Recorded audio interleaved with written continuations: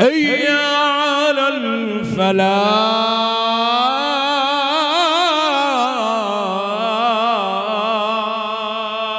إلا الله وحده لا شريك له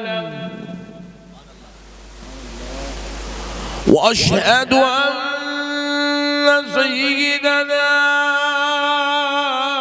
ونبينا ومولانا محمدا عبده ورسوله أما بعد فأعوذ بالله من الشيطان الرجيم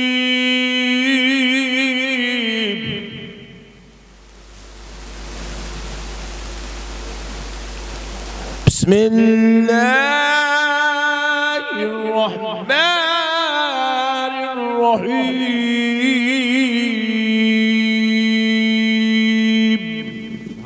سبحان الله سبحان الله الرحمن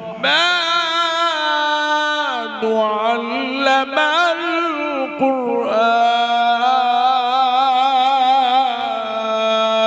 القرآن سبحان الله سبحان الله خلق الإنسان علمه البيان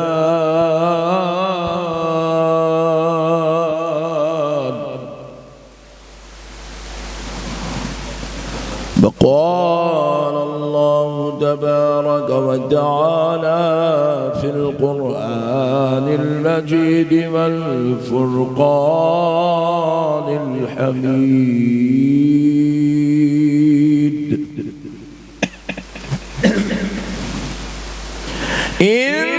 إنما يعمر مساجد الله من آمن بالله واليوم الآخر الله أكبر سبحان الله سبحان الله بارك الله واليوم الآخر وأقام الصلاة وآتى الزكاة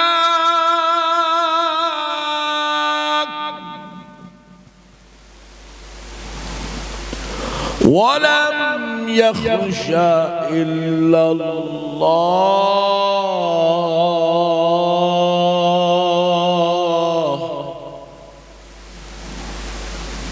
صدق الله العظيم وبلغنا رسوله النبي الكريم ونحن على ذلك لمن الشاهدين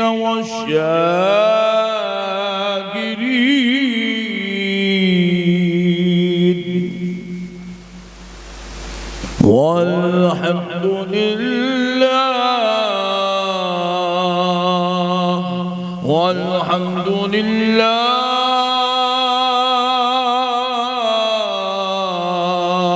والحمد لله رب العالمين سبحان الله سبحان الله محترم سامعین اکرام، معزز بزرگ حضرات اور نوجوان ساتھیوں، اسٹیج پر جلوہ افروز جلیل القدر علماء کرام، خطباء عظام، نعت خواں حضرات، شعراء کرام، دانشوران قوم و ملت، اللہ رب العزت کا یہ کروڑ کروڑ احسان ہے اس کے پیارے حبیب رحمت للعالمین صلی اللہ علیہ وآلہ وسلم کی لطف و عنایت ہے کہ آج آپ عاشقان رسول محبان اولیاء کے درمیان میں غلامان غوث اعظم و غلامان غریب نواز کے درمیان میں حاضر ہونے کا موقع اور شرف نصیب ہوا۔ مسجد کی سنگ بنیاد سے متعلق اس عظیم جلسے سے آپ عاشقان رسول سے خطاب کی سعادت نصیب ہو رہی ہے۔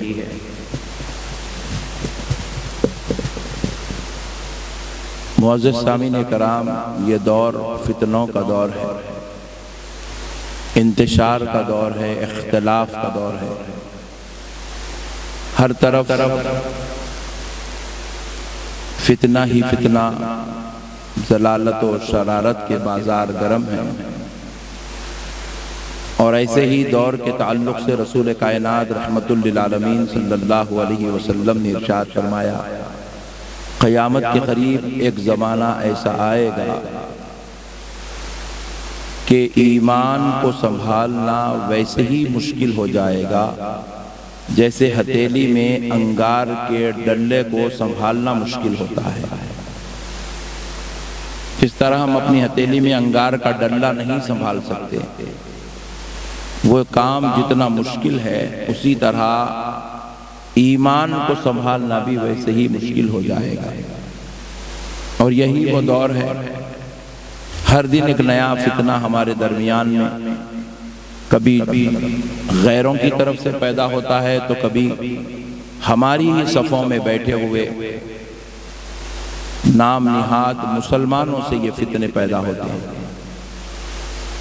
کبھی کوئی حضور صلی اللہ علیہ وآلہ وسلم کی گستاخی کرتا ہے، کبھی حضور کے نعوذ باللہ من ذالک کارٹون بنائے جاتے ہیں، حضور کی عزت و عظمت پر زبان درازیاں کی جاتی ہیں، ذات اقدس پر بد کلامیاں کی جاتی ہے، کبھی حضرت عائشہ سے نکاح کے مسئلے پر آواز اٹھائی جاتی ہے، تو کبھی ہمارے ہی صفوں میں سے چند بدبخت نبی پاک صلی اللہ علیہ وسلم کے امی ہونے کا غلط مطلب نکال کر امت کو انتشار اور فتنوں میں مبتلا کر دیتے ہیں۔ تو اس موضوع پر ہم چند دیر گفتگو کریں گے، کیونکہ یہاں پر طلباء کا، دانشوروں کا ایک بڑا طبقہ ہے، اور ان طلباء کو آئندہ آنے والے ان فتنوں سے بچانے کے لیے کچھ دیر اس موضوع پر گفتگو کرتے ہیں، پھر اس کے بعد انشاءاللہ تعالی مسجد سے متعلق بات کرنے کی سعادت حاصل کی جائے گی۔ دیکھیے معزز سامعین کرام، نبی پاک صلی اللہ علیہ وسلم کے لیے جو لفظ امی استعمال ہوتا ہے، امی کا مطلب ہے ایسی ذات جس کا کوئی استاذ نہیں ہے۔ بہت اچھا، سبحان اللہ۔ امی اس کا مطلب یہ نہیں ہے کہ نعوذ باللہ جو جاہلوں نے جو مطلب نکالتا، پاکستان کے مولوی نے جو مطلب نکالا ہے، اس بے وقوف نے جو اس کا ترجمہ کیا ہے کہ ان پڑھ، جو پڑھنا لکھنا نہیں جانتے تھے۔ نعوذ باللہ یہ اس سے بڑی توہین میں سمجھتا ہوں 1400 سال کی تاریخ میں حضور کے لیے کچھ اور نہیں ہو سکتی کہ کوئی شخص حضور کا کلمہ بھی پڑھتا ہو اور حضور کو ان پڑھ بھی سمجھتا ہو۔ یہی بات اگر کوئی غیر مسلم کہتا تو ہم سمجھ سکتے تھے کہ بھائی اپنے باپ کا بیٹا نہیں ہے اس لیے ایسے جملے بول رہا ہے، لیکن جب یہی شخص یہی الفاظ کوئی ایسا شخص بولے جس کے نام کے ساتھ مفتی بھی لگا ہو، تو پھر ہمیں یہ یقین کرنے پر مجبور ہونا پڑتا ہے کہ یہ بھی اپنے بابا کا بیٹا نہیں ہو سکتا ہے، کیونکہ رب ذوالجلال نے قرآن پاک میں ارشاد فرما دیا، عُتُلٍّ بَعْدَ ذَلِكَ زَنِيمٍ، حرام کا نطفہ ہے وہ جو نبی کی ذات اقدس پر بے ادبیاں بیان کرتا ہے، زبان درازیاں کرتا ہے۔ تو اب پیارے دوستو، اب ذرا غور کیجئے گا، نبی پاک صلی اللہ علیہ وسلم کے لیے جو لفظ امی ہے، اس کو ان لوگوں نے غلط مطلب نکالا، کہا کہ ان پڑھ، اس کا ترجمہ کیا۔ اگر یہی لفظ امی کسی عام انسان کے لیے بولا جائے تو اس کے لیے ان پڑھ کا لفظ استعمال اگر کوئی کرنا چاہے تو اپنے حساب سے کر سکتا ہے، لیکن حضور کے لیے لفظ ان پڑھ کا استعمال اللہ کی قسم حضور کی بے ادبی ہے، حضور کی ذات اقدس میں انتہائی گستاخی ہے۔ حضور کے لیے جب لفظ امی کا استعمال کیا جائے گا تو کہا جائے گا ایسی ذات جس کو دنیا میں کسی نے نہیں پڑھا، جس کو دنیا میں کسی نے ذرا بولیے نا، جس کو دنیا میں کسی نے نہیں پڑھا. میں صرف یہ جتنے امامیں دکھ رہے نا، یہ امامے والوں کے واسطے یہ گفتگو کر رہا ہوں. آپ حضرات اگر سمجھ جائیں گے تو انشاءاللہ تعالی امت تک آپ یہ بات پہنچا سکیں گے. دیکھیے اب ایک سوال پیدا ہوتا ہے، بھئی پھر حضور دنیا میں آئے ہیں وَيُعَلِّمُهُمُ الْكِتَابَ وَالْحِكْمَةَ کی شان بن کر، لوگوں کو سکھانے والے، علم سکھانے والے بن کر آئے، حکمت بتانے والے بن کر آئے، حکمت کا جامع پہن کر آئے، علم کا لبادہ اوڑھ کر آئے. پھر حضور صلی اللہ علیہ وسلم جب دنیا کو علم سکھانے آئے تو پھر حضور کا استاذ دنیا میں کوئی کیوں نہیں ہے؟ جب حضرت غریب نواز کا کوئی استاذ ہے، جب حضرت غوث اعظم کا کوئی استاذ ہے، جب امام بخاری کا کوئی استاذ ہے، جب امام اعظم ابو حنیفہ کا کوئی استاذ ہے، جب مولا علی المرتضیٰ کا کوئی استاز ہے، حضرت عمر اور حضرت ابو بکر کا استاذ ہے، تو پھر رسول اللہ کا استاذ کوئی نہیں ہے. بے شک بے شک. بھائی اے بابو چائے والے رکھ دیجئے، دکان بند کر دیجئے. تو اب آپ مسئلے کو سمجھیے گا. پھر پلا رکھ دے بیٹا، رکھ دے. اب مسئلے کو سمجھے گا. ہر ایک کا جب کوئی نہ کوئی استاد ہے تو پھر حضور کا استاذ دنیا میں کوئی کیوں نہیں ہے؟ دیکھیے پیارے دوستو، شاگرد چاہے کتنا بھی بڑا ہو جائے، کتنے بھی بڑے مرتبے والا ہو جائے، استاذ اگرچہ کہ کتنا ہی غریب کیوں نہ ہو، وہ شاگرد سے مرتبے میں فضیلت میں بڑا ہی ہوگا. واہ واہ، بے شک بے شک. آپ مسئلے کو سمجھ رہے ہیں؟ آپ لوگ اتنا گھور کے دیکھے تو ان کو حیبت ہو رہی ہے، لوگ سمجھ رہے نہیں سمجھ رہے. ذرا جھوم سبحان اللہ کہہ دیں، سبحان اللہ کہہ دیں. میں ایک باریک پہلو پہ گفتگو کر رہا ہوں جو امت کے ایمان کو سنبھالنے کے لیے بہت ضروری ہے. سبحان اللہ سبحان اللہ. اور آپ لوگ اتنا گھور گھور کے دیکھ رہے ہیں. بیچارے ہمارے شاعر صاحب ناظم جلسہ اتنے بہترین اشعار سنائے، بٹھا کے مدینے میں سیر کرا رہے، اور تم لوگ یہاں بھی سیر کرنے کو تیار نہیں ہیں. ان کو لائٹ لیے تو لیے، انہوں بیچارے تمہارے آدمی ہیں، میں تو مہمان ہوں، کم سے کم میری تو عزت رکھو. بے شک بے شک. ذرا کچھ تو سبحان اللہ بولو، ماشاءاللہ بولو. نہیں سمجھ میں آ رہا نقشبندی صاحب بولو، کچھ تو بھی بولو بڑے بھائی. تو اگر میں آپ کے حساب سے، مگر آپ ایسا گھور گھور کے دیکھیں گے تو میں تقریر کرنا بھول جاؤں گا. دیکھو تو اب آپ ذرا غور کیجئے گا، استاذ ہر اعتبار سے شاگرد سے بڑا ہوتا ہے. بے شک بے شک. سبحان اللہ سبحان اللہ. آپ ایسا کہہ ہی نہیں سکتے، آپ ایسا کہہ ہی نہیں سکتے کہ بھائی یہ بڑے مرتبے والے ہیں لہذا شاگرد کا مرتبہ بڑا ہو گیا، استاذ کا مرتبہ چھوٹا. ایسا نہیں ہوتا.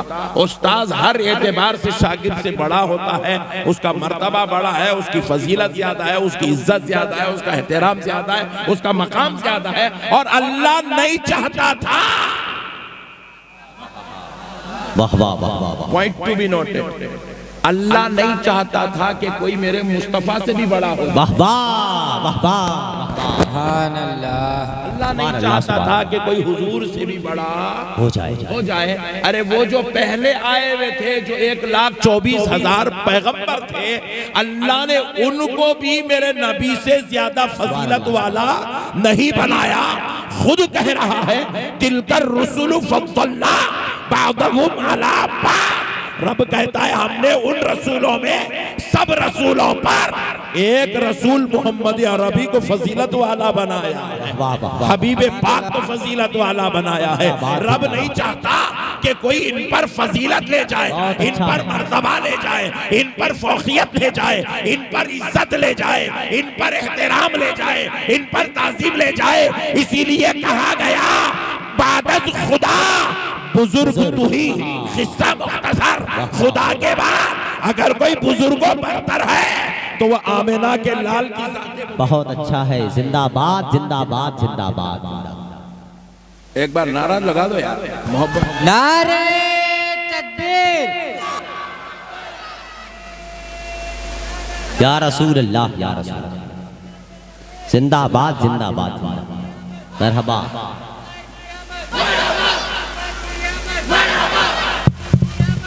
مرحبا مرحبا. سبحان اللہ سبحان اللہ. میرے پیارے دوستو، اللہ نہیں چاہتا تھا کہ حضور پر کوئی فوقیت لے جائے. تو پھر اب رب سے سوال پیدا ہوا ہے، اللہ تیرا نبی تو علم سکھانے آ رہا ہے، تو علم سکھائے گا وہی جو سیکھا ہوا ہو. حکمت بتانے آ رہا ہے تو حکمت والا ہوگا وہی جس کا کوئی استاد ہو. پھر مولا تو نہیں چاہتا، تیری حکمت یہ ہے، تیری مصلحت یہ ہے کہ تیرے نبی کا دنیا میں کوئی استاد نہ ہو، تو پھر یہ علم سکھائے گا کیسے؟ حکمت بتائے گا کیسے؟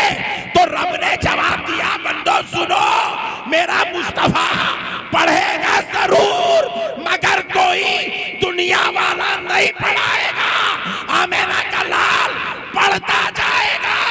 الرحمن علم القرآن، رب ذوالجلال اسے پڑھا. واہ واہ واہ واہ. نعرہ تکبیر، نعرہ رسالت، جشن عید میلاد النبی. بات زندہ باد زندہ باد. محمد رسول اللہ. زندہ باد زندہ باد زندہ باد. سبحان اللہ سبحان اللہ. محمد رسول اللہ. لفظ امی کا جواب اللہ نے قرآن میں بیان کر دیا.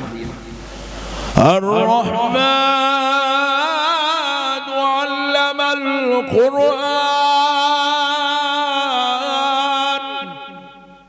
رحمان نے اپنے بندے کو قرآن کا علم سکھایا. واہ واہ واہ. سبحان اللہ سبحان اللہ. اللہ کہہ رہا ہے میں نے سکھایا. میرے نبی کا دنیا میں کوئی استاذ نہیں ہے مگر میرے مصطفیٰ کا استاذ خدا ہے. واہ واہ. سبحان اللہ. پڑھنے والی ذات محمد کی ہے، پڑھانے والی ذات رحمان کی ہے. سبحان اللہ سبحان اللہ. اللہ نے حضور کو سکھایا ہے. دیکھو میرے بھائی، دنیا کا اصول ہے، اگر کوئی آدمی مثال کے طور پر، مثال دے رہا ہوں، مثال دینے پہ کوئی ٹینشن نہیں ہوتی، چیف منسٹر ہے، وہ دنیا میں اگر کوئی اچھے ڈیسیشن لیتے ہیں، بہترین کام کرتے ہیں، جب دوسرے دن ان کی نیوز میں، اخبار میں تصویریں چھپتی ہے، واہ واہ ہوتی ہے، تو پھر ان کا ایک استاذ اعظم گڑھ میں بیٹھا ہوا ہوگا تو چبوترے پہ بیٹھ کے کالر چڑھا کے بولے گا انہیں جو جو ڈیسیشن لے رہا وہ میں سکھایا تو ہوں بولتا. انہیں پوری ریاست پہ کام کر کے اتنا فضیلت والا نہیں ہوتا، انہیں چبوترے پہ بیٹھ کے جتنا فضیلت والا ہوتا. واہ واہ واہ واہ واہ واہ. کیا بات. اب آمنہ کا لال مکے کی دھرتی پہ کھڑے ہو کر انگلی کے اشارے سے چاند کے 2 ٹکڑے کر دیتے ہیں، تو حبیب پاک علیہ السلام کا جب یہ معجزہ دنیا والوں پہ ظاہر ہوا ہوگا تو پھر اس وقت اگر کوئی استاذ موجود ہوتا تو وہ مکے کے کسی نکڑ پہ بیٹھ کے کہتا تھا ارے میں نے ہی محمد کو صبح میں یہ وظیفہ سکھایا. اللہ نہیں چاہتا تھا کہ کوئی میرے محبوب کی اس طرح بے ادبی ہو، میرے محبوب کی کوئی ایسی توہین ہو، کوئی یہ کہے کہ یہ جو ڈوبے ہوئے سورج کو انہوں نے جو پلٹایا ہے یہ پلٹانے کا وظیفہ میں نے بتایا ہے. کوئی یہ نہ کہے کہ میرے نبی کی عزت و عظمت میں کمی نہ کر سکے، اس لیے رب نے کہا میرے مصطفیٰ کوئی دنیا والا تجھے نہیں پڑھائے گا، حبیب تو پڑھتا جائے گا، تیرا خدا تجھے پڑھاتا جائے گا. واہ واہ واہ واہ. سبحان تیرا اللہ. رب تجھے پڑھائے گا. زندہ باد. دیکھو اور ایک بات بھی سن لو، ایک ایجوکیشن ایسا ہوتا ہے جو 5 سال کے بعد 10 سال کے بعد اس کی اہمیت ختم ہو جاتی، کیونکہ یہ ٹیکنالوجی کا دور ہے. پھر اس کے بعد جو ہے ایک نیا سسٹم شروع ہوتا ہے. بے شک بے شک. آکسفورڈ انگلش ہے، آپ اس کے متعلق غور کریں گے، معلومات کریں گے تو پتا چلے گا ہر 4 مہینے 6 مہینے 8 مہینے سال کے اندر اس کے الفاظ کی تبدیلی ہوتی رہتی ہے. بے شک. پہلے کچھ بولا جاتا تھا، اب کچھ بولا جاتا ہے، پھر آئندہ میں کچھ بولا جائے گا. پہلے کی علم کی صلاحیت الگ تھی. اب جو پرانے لوگ پڑھے ہوئے ہیں گریجویٹس ہیں، وہ گریجویٹس جب جو پڑھے تھے آج وہ education 7th class 10th class کا بچہ پڑھ رہا ہے، کیونکہ ایجوکیشن ترقی کر گیا. اس وقت کے جو اساتذہ تھے وہ آج کے طلباء کو پڑھا نہیں سکیں گے، کیونکہ اب ایجوکیشن کی حدیں بہت آگے بڑھتی چلی جا رہی ہیں. آج سائنس پر بات ہو رہی ہے، آج خلاؤں پہ بات ہو رہی ہے، آج ناسا کے متعلق بات ہو رہی ہے. پہلے گھاس کے متعلق بات ہوتی تھی، پہلے بھینڈی عربی پہ بات ہوتی تھی. پہلے مرچی چٹنی پہ بات ہوتی تھی، آج دنیا اس پر بات کر رہی ہے کہ خلاؤں میں زندہ کیسے رہا جا سکتا ہے، چاند میں سانس کیسا لینا چاہیے، کہ دنیا کی ترقیات کے متعلق اب ایجوکیشن کا ٹرینڈ الگ ہو گیا۔ تو اس وقت کا جو استاذ تھا وہ آج قابل قبول نہیں ہے، اور آج کا جو استاذ ہے وہ آئندہ چند سال بعد قابل قبول نہیں ہے۔ اب اگر حضور کا بھی کوئی استاذ ہوتا کیا بات ہے بھائی، تو وہ اتنا پڑھا تھا جو چند سالوں چند وقت تک کے لیے وہ قابل قبول ہوتا، مگر بعد میں جا کر نبی کی بات کو چیلنج کرنے والے پیدا ہو سکتے تھے۔ اس لیے اللہ نے کہا حبیب تجھے کوئی دنیاوی عقل رکھنے والا نہیں پڑھائے گا، کیا کہ آگے چل کر کوئی تیری بات کو چیلنج کر سکے، کوئی تیری بات کا انکار کر سکے، کوئی تیری بات پر جو ہے مقابلہ کر سکے۔ حبیب تجھے تیرا خدا پڑھائے گا، کیونکہ یہ وہ خدا ہے جو آج کی ضرورت کو بھی جانتا ہے، کل کی ضرورت کو بھی جانتا ہے، آئندہ کی ضرورت کو بھی جانتا ہے، قیامت کی ضرورت کو بھی جانتا ہے، قیامت کے بعد کو بھی جانتا ہے، جنت میں جانے کو بھی جانتا ہے۔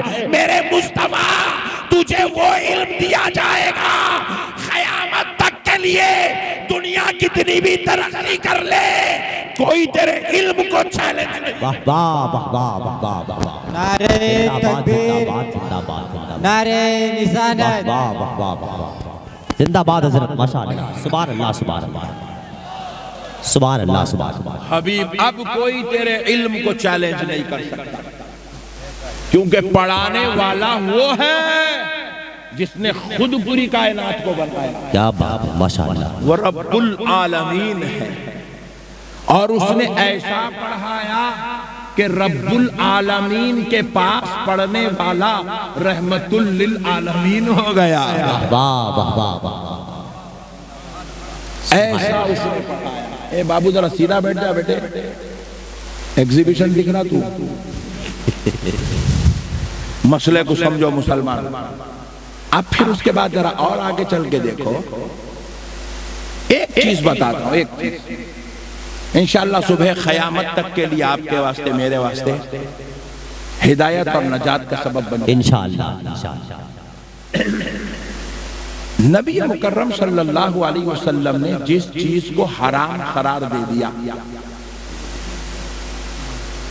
اب حضور کو یہ نالج کہاں سے ملی کہ یہ حرام ہے، یہ حلال ہے، یہ جائز ہے، یہ ناجائز ہے؟ یہ علم ان کو ان کے رب نے عطا کیا، بے شک، اور حضور کی زبان مبارک سے جاری ہو گیا کہ یہ حرام ہے۔ تو اب اللہ کی قسم آج 1400 سال ہو گئے، سائنس انتہائی ترقی پر ہے، مگر میرے مصطفیٰ نے جس کو حرام قرار دیا آج تک پوری کائنات مل کر اس کے اندر فائدہ تلاش نہیں کر سک رہی ہے۔ سبحان اللہ کیا سبحان بات ہے بھائی، زندہ باد زندہ باد، پوری دنیا مل کے نہیں بول سکتی کہ شراب میں فائدہ ہے۔ کیا بات ہے، شراب میں سبحان اللہ سبحان اللہ، حالانکہ شراب بننے کے جب کے حالات الگ تھے، 100 سال بعد الگ شراب بنی، 500 سال بعد الگ بنی، اب تو بالکل انتہائی زبردست، ہائیلی زبردست قابلیت والی شراب بن رہی ہے۔ ایسی اس کے لیے مشینیں تیار کی جا رہی ہے، بڑے بڑے فیکٹریاں، اربوں روپیہ شراب کی فیکٹریوں پہ خرچ کیا جا رہا ہے، مگر اس کے باوجود بھی شراب کے اندر کے نقصانات، اس کے اندر کی گندگی، اس کے اندر کی غلاظت، اس کے اندر پینے کے بعد ہونے والی شرارتوں کو کائنات کا کوئی سائنٹسٹ نہیں نکال سک رہا۔ واہ واہ واہ واہ، کیا بات ہے، زندہ باد زندہ باد، سنیں تقریر بھائی، ماشاءاللہ ماشاءاللہ۔ مشین تو چینج ہوئی مگر اثرات چینج نہیں ہوئے، بات سمجھ رہے ہیں؟ اتنی ترقی کر لی، پہلے شراب اعظم گڑھ میں بنتی تھی، اب امریکہ سے بن کے آ رہی ہے۔ پہلے شراب گھڑوں میں بنتی تھی، اب بڑے بڑے بوتلوں میں پیک ہو کے ہائیلی اسٹائل میں آ رہی ہے۔ پہلے شراب پھٹی کوڑی میں ملتی تھی، اب شراب ہزاروں روپے میں مل رہی ہے، مگر اس کے باوجود بھی شراب کے نقصانات ختم نہیں ہوئے۔ کیا بات ہے، زندہ باد. شراب کے اندر پیدا ہونے والی شرارت ختم نہیں ہوئی، شراب کے اندر پیدا ہونے والی ضلالت ختم نہیں ہوئی، شراب کے اندر پیدا ہونے والے مہلک اشیاء ختم نہیں ہوئے. کل بھی شراب ضلالت کا سبب تھی، آج بھی شراب ضلالت کا سبب ہے. پوری کائنات مل کر یہ چیلنج نہیں کر سکتی کہ کل تو آمنہ کے لال نے نقصانات کی وجہ سے حرام کہا تھا، آج اس میں فائدہ ہے لہٰذا یہ حلال ہوگی. کوئی مئی کا لال نہیں کر سکتا کیونکہ اس حرام کرنے والے نے ایسا پڑھا کہ پڑھانے والے نے اس وقت کے نقصانات بھی بتائے، اس وقت کے نقصان بھی بتائے. وہ کل بھی حرام تھی، وہ آج بھی حرام ہے، وہ کل بھی حرام ہے. زندہ باد، زندہ باد، زندہ باد. نعرے تکبیر، نعرے رسالت، علماء اہل سنت، زندہ باد. زندہ باد، زندہ باد، زندہ باد. دیکھو پوری دنیا حضور کے اوپر زبان درازی کرنے کی جرات کر سکتی ہے مگر آمنہ کے لال کے ایک فرمان کو غلط ثابت نہیں کر. واہ واہ واہ واہ واہ واہ. میرے نبی نے کہہ دیا زنا امت کی تباہی کا سبب، تمہارے گھروں کی جو ہے ہلاکت کا سبب، رشتوں کے لیے درار کا سبب. بے شک بے شک. زنا کے نقصانات کو حضور نے بیان کرتے ہوئے کہا یہ ام الذنب ہے، یہ تمام گناہوں کی اصل ہے، یہ تمام گناہوں کی جڑ ہے، یہ تمام گناہوں کی ماں ہے. اور یہ اسلام نے اس کو حد درجہ حرام قرار دیا. اب پوری کائنات مل کے اتنے بڑے بڑے ملک آگئے نا بھئی. میں ہالینڈ گیا بیان کرنے، وہاں پر ایک ایسا علاقہ بھی ہالینڈ میں ایمسٹرڈم میں ایک ایسا علاقہ بھی ہے جہاں پر ایک بڑی بستی ہے. بستی اس بستی کے اندر پورے لوگ ننگے ہی ننگے رہتے ہیں، وہاں کپڑے پہن کے جانا منع. اب کہیں گھسیں گے تم لوگ ایمسٹرڈم میں، ننگے ہی ننگے رہتے. وہاں پر حکم ہے اس بستی میں جو بھی لوگ گھر خریدتے ہیں وہی لوگ خریدتے ہیں جن کو برہانہ رہنے کی خواہش ہے. اللہ. آپ پوچھ رہے ہیں ارے یہ کیسا ہوتا اور یہ کیسا ہوتا. اس لیے آپ کو یہ بات سمجھ میں نہیں آتی کیونکہ آپ کے نبی نے آپ کو حلال کھلایا ہے. واہ واہ. سبحان اللہ. آپ کو سمجھ میں نہیں آتی. جب آپ کتے کھانا شروع کر دیں گے نا، جب آپ بدجنور کھانا شروع کر دیں گے نا، جب آپ حرام کا کھانا شروع کر دیں گے نا، تب آپ کو یہ بات سمجھ میں آتی ہے ننگے رہنے کی خواہش پیدا ہوگی. آپ حلال کا کھانے والے ہیں نا، اس لیے آپ کو ننگے پن سے نفرت ہے. اسی لیے ایک مسلمان اپنی عورت کو بغیر برقعے کے باہر نہیں بھیج سکتا کیونکہ وہ حلال کا کھانے والا. کیا بات ہے، زندہ باد، زندہ باد، زندہ باد. جب آپ کتے کھانا شروع کر دیں گے نا، جب آپ بدجنور کھانا شروع کر دیں گے نا، اس وقت آپ کے اندر سے یہ مادہ حیا ختم ہو جائے گا. آپ کے اندر سے یہ حیا کا مادہ ختم ہو جائیں گا. اس وقت بے حیائی پیدا ہوگی. تو بے حیائی بڑھتے بڑھتے کتے کھاتے کھاتے کھاتے کھاتے بدجنور کھاتے کھاتے کھاتے کھاتے کھاتے ایک دن ایسی طبیعت پیدا ہوتی ہے کہ انسان کو ننگے رہنا جی چاہتا ہے. وہاں پر مرد و خواتین پورے برہنہ رہتے ہیں، پورے برہنہ رہتے ہیں. مگر آپ اندازہ کیجئے دنیا اتنا زنا کو پسند کرنے لگی. شوہر کے ساتھ رہتے ہوئے بیوی دوسروں کے ساتھ جو ہے زنا کرتی ہے، راتیں گزارتی ہے، عیاشی کرتی ہے، ننگے رہتے ہیں. مگر اس کے باوجود بھی کوئی مئی کا لال کائنات میں یہ نہیں کہہ سکتا زنا کرنے سے میرے کو یہ فائدہ پہنچا ہوگا. اللہ. نہیں بول سکتا کوئی. کیوں نہیں بول سکتا؟ کیونکہ کوئی بھی آدمی کتنا ہی گرا ہوا کتنا ہی گرا ہوا کتنا ہی گرا ہوا کیوں نہ ہو، اس کی بیوی اس کی بیٹی جب کسی غیر کے ساتھ سوتی ہے وہ ہرگز برداشت نہیں کر سکتا. بے شک بے شک. یہ تو انسان جانوروں میں بھی بعض جانور ایسے ہیں وہ اپنی جو ہے فیمیل کو اپنی مؤنث کو وہ کسی اور کے ساتھ برداشت نہیں کر سکتا. جانوروں میں بھی یہ صفت پائی جاتی ہے بعض جانوروں میں. میرے پیارے دوستو، افسوس کی بات ہے، دنیا یہ کیوں نہیں سمجھ رہی ہے جس نبی نے جس کو حرام قرار کر دیا آج پوری دنیا مل کر بھی اس کو اچھا نہیں بتا سک رہی۔ کیا بات ہے، زندہ باد زندہ باد، سبحان اللہ۔ آپ امریکہ میں چلے جائیے، چائنا میں چلے جائیے، وہاں جا کر بھی دیکھیے کوئی شوہر بھی اپنی بیوی کو کسی سے زنا کرتا ہوا پسند نہیں کرتا، کوئی شوہر نہیں پسند کرتا، کوئی بھائی اپنی بہن کو زنا کرتا ہوا پسند، زور سے بولیے، نہیں کر سکتا۔ اگر کوئی کر بھی رہا ہے، کوئی خاموش بھی ہو گیا، تو پھر انہی میں سے چوتھا فرد کہتا ہے یہ تو بہت غلط ہو رہا ہے۔ آمنہ کے لال نے جسے حرام کر دیا، دنیا اسے اچھا خدا کی قسم نہیں کہہ سکتی، کیونکہ میرے نبی کو یہ نالج، یہ علم اس ذات نے عطا کی ہے جو انسانوں کی فطرتوں کا بنانے والا پروردگار بہت ہے۔ اچھا، زندہ باد زندہ باد۔ اب اس پر میں تفصیل نہیں کروں گا، بس یہیں پر بات روکتے ہوئے آپ کو ایک اور نقطہ سمجھاتا ہوں، کیونکہ یہ طلباء بیٹھے، ان کے لیے بات سمجھنا ضروری ہے۔ چلیے، جب بات ہو گئی، حضور کا کوئی استاذ نہیں ہے، کیونکہ اللہ حضور کا استاذ ہے۔ دنیا میں حضور کا کوئی استاذ نہیں ہے، کیونکہ حضور کا استاذ اللہ ہے۔ تو اب دوسری بات سنیے، جب اللہ نے حضور کو پڑھایا تو پھر حضور لکھتے کہیں کو نہیں تھے؟ سنے بھائی، زندہ باد زندہ باد۔ سبحان اللہ، یہی تو بول رہے ہیں، امی کا مطلب یہ ہے کہ لکھنا پڑھنا نہیں جانتے، پڑھنا تو جانتے تھے کیونکہ اللہ نے پڑھایا، تو پھر حضور لکھتے کہیں کو نہیں تھے؟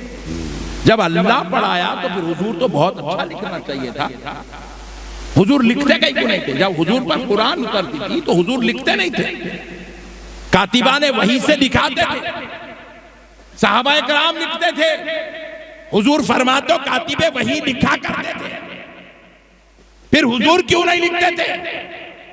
حضور نہیں لکھنے کی وجہ سے یہ پاکستان کا چندی چور مولوی یہ بولا کہ وہاں پر لنصفعن نون ساکین تھا، اور صحابی کیونکہ پڑھنا لکھنا ہو جا نہیں، انہوں نے غلطی سے نون ساکین کی جگہ تنوین لگا دیا، اور حضور کیونکہ ان کی اصلاح اس لیے نہیں کر سکے کیونکہ حضور کو لکھنا پڑھنا نہیں آتا تھا، وہ قرآن میں غلطی ویسے ہی رہ گئی۔ نعوذ باللہ۔ حضور کو ان پڑھ ثابت کرنے کے لیے کاتب وحی کو بھی غلط بول رہا، قرآن کو بھی غلط بول رہا، نعوذ باللہ۔ اب آپ اندازہ کیجئے ان کے دلوں میں کتنی شرارت و ضلالت ہے نبی کے تعلق سے، کتنا بغض ان کے دلوں میں بیٹھا ہوا ہے نبی کے تعلق سے۔ تو اب سنیے، حضور لکھتے کہیں کو نہیں تھے، بہت بڑی بات سمجھا رہا ہوں اعظم گڑھ والوں، حضور لکھتے کہیں کو نہیں تھے۔ سنیے، کل ہم لوگ صبح اٹھیں گے، اٹھ کے جو ہے یو پی ہائی کورٹ کو جائیں گے، اتر پردیش کے ہائی کورٹ کو جائیں گے، اور صبح سے لے کے شام تک ہائی کورٹ میں بیٹھیں گے، اور ہائی کورٹ کے جو سینئر جج ہے ان کے اجلاس میں بیٹھیں گے، اور ہم دیکھتے رہیں گے کہ صبح سے لے کے شام تک جج صاحب کتنے ججمنٹ لکھ رہے ہیں۔ ہم دیکھیں کہ صبح سے لے کے شام تک اگر جج صاحب 25 فیصلے سنا رہے ہیں، اس کو 3 مہینے کی سزا دی جائے، اس کو رہا کی جائے، اس کی بیل جو ہے ایکسپٹ کیا جائے، اس کو ریجیکٹ کیا جائے، اس کو وہ کیا جائے، اس کو یہ کیا جائے، یہ ہو وہ ہو، ایسا ہو ویسا ہو، 25 فیصلے اگر صبح سے شام تک جج صاحب سنائیں گے، کان کھول کے سنو مسلمانوں، جج صاحب 25 فیصلوں میں ایک فیصلہ بھی اپنے ہاتھ میں پین پکڑ کے پیپر پہ ججمنٹ نہیں لکھتے۔ سنے بھائی، سنے، زندہ باد۔ ہائی کورٹ کا جج ججمنٹ فیصلے خود نہیں لکھتا۔ آپ پوچھو کیوں نہیں لکھتا؟ کیونکہ وہ اتنا بڑا پوسٹ ہے، وہاں بیٹھ کر لکھنا وہ پوسٹ والے کی توہین ہے۔ اللہ اکبر، اللہ اکبر، سبحان اللہ، سبحان اللہ۔ جج صاحب آرڈر دیتے ہیں، ان کے سامنے ان کے پاس جو ہے ٹائپسٹ بیٹھے ہوئے رہتے ہیں، شارٹ ہینڈ رائٹنگ کرنے والے بیٹھے ہوئے رہتے ہیں، وہ لوگ ٹائپ کرتے رہتے ہیں، جج صاحب خالی آرڈر دیتے ہیں، وہ لوگ نیچے بیٹھ کے ٹائپ کرتے رہتے ہیں، کٹ کٹ کٹ کٹ کٹ کٹ ٹائپ چلتے رہتا ہے۔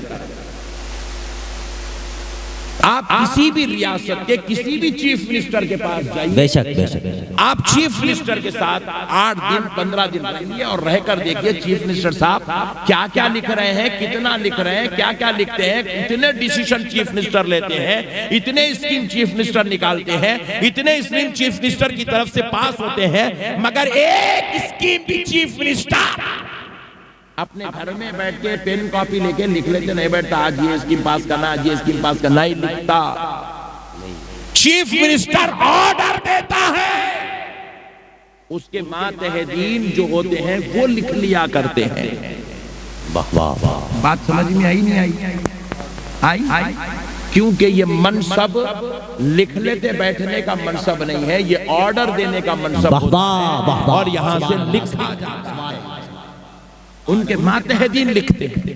آپ سپریم کورٹ کو چلے جائیے، یہ تو میں آپ کو اس علاقے کی باتیں کر رہا ہوں جہاں پر مسلمان نہیں ہیں۔ آپ سپریم کورٹ کے جج صاحب کے پاس چلے جائیے، وہ بھی لکھتے نہیں ہیں، وہ آرڈر دیتے ہیں، ان کے ماتحدین، ان کے پاس بیٹھنے والے خدام، نوکر، جن کو لاکھوں لاکھوں روپیہ دے کر تنخواہیں دے کر بٹھایا جاتا ہے، وہ لکھتے ہیں۔ ذرا غور کرو مسلمانوں، دنیا کے کسی بھی ملک کا پرائم منسٹر یا پریسیڈنٹ لکھتا نہیں ہے، اس کے جیب میں قلم ضرور ہوتا ہے، وہ قلم لکھنے کے لیے نہیں، دستخط کے لیے رکھا جاتا ہے، وہ لکھتا نہیں ہے۔ اس کے پیچھے بڑے بڑے IAS آفیسر، IPS آفیسر خادم بن کے، غلام بن کے، سٹکیساں پکڑ کے پھرتے ہیں، وہ لکھتے ہیں۔ منصبدار نہیں لکھتا، بڑے مرتبے والا نہیں لکھتا، بڑے مقام والا نہیں لکھتا۔ یہ دستور آج کا نہیں، یہ 1400 سال سے چلا آ رہا دستور ہے۔ میرے مصطفیٰ کے زمانے میں بھی لکھنا عیب سمجھا جاتا تھا، بڑے آدمی کا لکھنا، قبیلے کے سردار کا لکھنا، اپنے قبیلے کے بڑے آدمی کا لکھنا عیب سمجھا جاتا تھا، اور رب نے کہا میرے مصطفیٰ قرآن آپ پر اترے گی، آپ خود لکھیں گے، عرب والے کہیں گے یہ کیسا محمد ہے، یہ تو عیب والا ہے، یہ اپنے ہاتھوں سے لکھتا ہے، لہذا مصطفیٰ میں تو قرآن اتاروں گا، آپ لکھنا مت۔ میں آپ کو کاتبان وحی کی جماعت، خادموں، غلاموں کو دیتا ہوں، آپ بولتے چلے جاؤ، آپ کے غلام لکھتے چلے جاؤ۔ زندہ باد، اللہ سبحان اللہ، نعرہ تکبیر، سبحان اللہ، سبحان نعرہ رسالت، جشن عید میلاد النبی، انجمن غلامی کا پورا، سرکار کی آمد، دلدار کی آمد۔ میرے ماشاء اللہ، پیارے سبحان اللہ، دوستو، عرب میں لکھنا عیب تھا، اور یاد رکھو یہ جتنے بیکار مولوی ہیں، ظالموں، اگر تم نے حلال کے نطفے سے جنم لیا ہے تو عرب کی تاریخ پڑھو، صرف حضور ہی نہیں لکھتے تھے ایسا نہیں ہے، اس وقت عرب کے ہزاروں سینکڑوں قبیلے تھے، کسی بھی قبیلے کا سردار نہیں لکھتا تھا، حضور ہی نہیں لکھتے تھے، نہیں، قبیلے کا کوئی سردار بھی نہیں لکھتا تھا، جتنے قبیلے تھے کوئی قبیلے کا سردار نہیں لکھتا تھا، ہر قبیلے کے سردار کے پاس کچھ خادم ہوتے تھے جو لکھتے تھے۔ رب نے کہا میرے مصطفیٰ یہ عرب والے لکھنے کو عیب جانتے ہیں، اور میرے حبیب میں تجھے بے عیب کر کے پیدا کیا ہوں، میرے حبیب تجھ میں کوئی عیب کہے مجھے یہ گوارا نہیں ہے، اس لیے مصطفیٰ آپ لکھو گے نہیں، آپ لکھواتے چلے جاؤ، آپ کہتے جاؤ میرے حبیب، آپ کے خدام لکھتے چلے جائیں گے، آپ کے غلام لکھتے چلے جائیں گے، آپ کی بارگاہ میں بیٹھنے والے اصحاب کرام لکھتے چلے جائیں گے۔ میرے پیارے دوستو، حضور اسی لیے نہیں لکھتے، اور ہم نعوذ باللہ حضور کا استاد ڈھونڈ رہے ہیں دنیا کے اندر، یہ ہماری عقل کے مر جانے کی علامت ہے۔ ہم دیکھ رہے ہیں حضور لکھتے گئی کوئی، ہم کو حالات سے کوئی مطلب نہیں ہے، اس وقت کے سچویشن سے ہمارا کوئی تعلق نہیں، جاہلانہ ظالمانہ باتیں کرتے نبی کے بارے میں۔ میرے پیارے دوستو، اب ذرا آپ اور غور کر کے چلو، تو آپ کو پتا چلے حبیب پاک صلی اللہ علیہ وسلم کا پڑھانے والا اللہ۔ حضور اس لیے نہیں لکھتے تھے کیونکہ اس دور میں لکھنا عرب کے قبیلے کے سرداروں کے لیے عیب مانا جاتا تھا۔ اب ذرا غور کریے گا، تاجدار کائنات صلی اللہ تعالیٰ علیہ وآلہ وسلم قربان جائیں، حضور نے پڑھا، اللہ نے پڑھایا۔ اس کی ایک نظیر قرآن حدیث پاک میں ملتی ہے کہ کیسا پڑھا اور کیسا پڑھایا۔ ہم آپس پڑھنا بولے تو یہ تصور ہے کہ بھائی کالج کو جانا، یونیورسٹی کو جانا، بیگ لے کے جانا، وہاں اساتذہ کے سامنے زانو ادب طے کرنا، جیسے امام اعظم کے سامنے دیگر کیا کرتے تھے، مولا علی کے سامنے دیگر کیا کرتے تھے۔ ہم حضور کے بارے میں بھی ایسے ہی تصور کرتے ہیں۔ تو اب آؤ، حضور پاک علیہ السلام نے پڑھا اور رب نے پڑھایا، تو پڑھنے کی شان کیا تھی، پڑھانے کی شان کیا تھی؟ حبیب پاک علیہ السلام فرماتے، ترمذی شریف کی حدیث ہے، آقا علیہ السلام نے فرمایا، میں ایک بار عشاء کی نماز ادا کر رہا تھا، دوران نماز قیام کی حالت میں مجھے اونگنی لگ گئی، اونگنی ایسے یوں ڈھلتے رہے، کھڑے کھڑے نماز میں نیند آ گئی۔ یہ ایک سیکنڈ دو سیکنڈ کی جو نیند ہوتی ہے جس کو اونگنی کہا جاتا ہے، نماز میں سے اونگنی لگ گئی۔ اب جیسے یہ حدیث پڑھے بازو والا بڑا خوش ہو جاتا، بولے او دیکھو حضور بھی ہماری طرح ہے، ہماری طرح ہے، ہم بھی نماز میں سو جاتے ہیں، حضور بھی سو جاتے ہیں، نیند لگ گئی، برابر ہے۔ ابے ظالم، تیرے سونے میں نبی کے سونے میں زمین آسمان کا فرق ہے۔ تو اگر نماز میں تیرے کو اونگنی لگ گئی تو تیرے کو خواب میں کتے کے بچے دکھتے، سانپ دکھتا، تیرے کو کیا کیا کی خطرناک آئٹماں دکھتے تیرے کو اونگنی لگی تو نہیں، مگر جب میرے آمنہ کے لال کو اونگلی لگی، حبیب پاک آگے ارشاد فرماتے ہیں، جب میں حالت نماز میں مجھے نیند آ گئی، میں یوں ہو گیا، اونگلی لگی، حضور فرماتے میں کیا دیکھتا ہوں، میرے رب کا جلوہ میرے سامنے، سبحان اللہ، سبحان اللہ، میرے رب کا جلوہ میرے سامنے، اور میں دیکھتا ہوں کہ میرے رب نے اپنا دست اقدس میرے سینے پہ رکھ دیا۔ سبحان اللہ، سبحان اللہ، اپنا دست، ہم کو سمجھانے کہہ رہے ہیں حضور، اپنا دست اقدس میرے سینے پہ رکھ دیا۔ اور میں جیسے یہ محسوس کیا، میں کیا محسوس کرتا ہوں کہ رب ذوالجلال کے دست اقدس کی ٹھنڈک میرے قلب پر میں نے محسوس کی۔ سبحان اللہ، اور پھر فرماتے ہیں، میں کیا دیکھتا ہوں کہ پوری کائنات میری آنکھوں کے سامنے رکھ دی گئی، سبحان اللہ، سبحان اللہ، اور مجھے اس کائنات کے ایک ایک ذرے کے بارے میں بتلا گیا، یہ ہے، یہ ہے، یہ ہے، یہ ہے، یہ ہے۔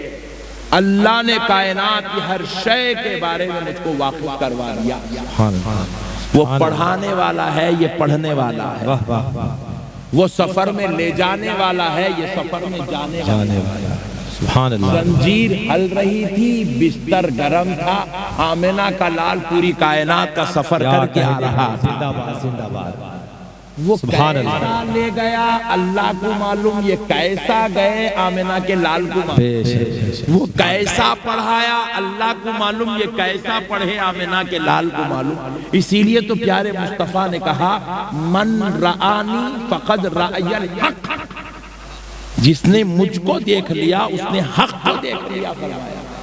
میرے رب نے مجھے اتنا کامل، اتنا اکمل، اتنا افضل، اتنا اعلیٰ بنا دیا کہ یہ ذات نام محمد ہے، حقیقت میں یہ حق ہے۔ بے شک، میرے رب نے مجھے حق کا جلوہ بنا دیا، میری بات میں حقانیت ہے، میرے انداز میں حقانیت ہے، میرے چلنے پھرنے میں حقانیت ہے، میرے اٹھنے بیٹھنے میں حقانیت ہے۔ حد تو یہ ہے، پیارے مصطفیٰ کی بارگاہ میں صحابی بیٹھتے تھے، حضرت ابو ذر غفاری رضی اللہ عنہ بیٹھتے تھے، حضور جو کچھ کہتے تھے وہ صحابی لکھ لیتے تھے، ہڈیوں پہ چمڑوں پہ لکھ لیتے تھے، روزانہ جو کہتے تھے لکھ لیتے تھے۔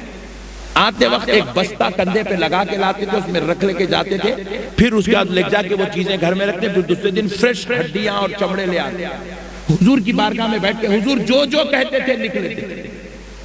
روزانہ منافقین راستے میں بیٹھ کے یہ دیکھتے تھے، ایک دن بولا ابو ذر ادھر آؤ، ابو ذر ادھر آؤ، گئے، یہ کیا لے جاتا ہے روزانہ بستے میں اور کیا بھر کے لے آتا ہے؟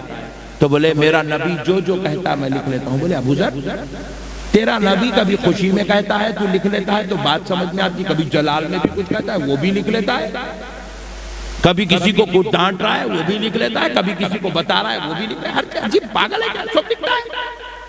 تو منافق حضرت ابو ذر کا مذاق اڑانے لگا، تو ابو ذر کیا کرے، وہ لکھنا بند کر دیا، ان کے مذاق کی وجہ سے بند کر دیا، بند کر کے حضور پاک صلی اللہ علیہ وسلم کے دربار میں بغیر بستے کے ساتھ بغیر بیگ کے آگے بیٹھے، ایک دن حضور دیکھے، دوسرے دن حضور دیکھے، تیسرے دن حضور دیکھے، پوچھے ابو ذر روزانہ کچھ لکھ لیا کرتے تھے اب نہیں لکھ رہے ہو، بات کیا ہے؟ بولے یا رسول اللہ منافقوں نے ایسے سے کہا۔ تو ابو ذر جا کے ان منافقوں کو کہہ دے محمد کی زبان سے جو نکلتا ہے وہ محمد کی مرضی سے نہیں نکلتا، چاہے وہ خوشی میں کہے، چاہے جلال میں کہے، چاہے فرمان میں کہے، جو کچھ فرمان مصطفیٰ ہوگا وہ وحی الہی ہوگا۔ سبحان اللہ سبحان اللہ، زندہ باد سبحان اللہ سبحان اللہ، اللہ اکبر یا رسول اللہ، زندہ باد زندہ باد زندہ باد زندہ باد زندہ باد، اللہ اللہ اکبر، اکبر۔ بہت اچھے، سبحان اللہ ماشاءاللہ۔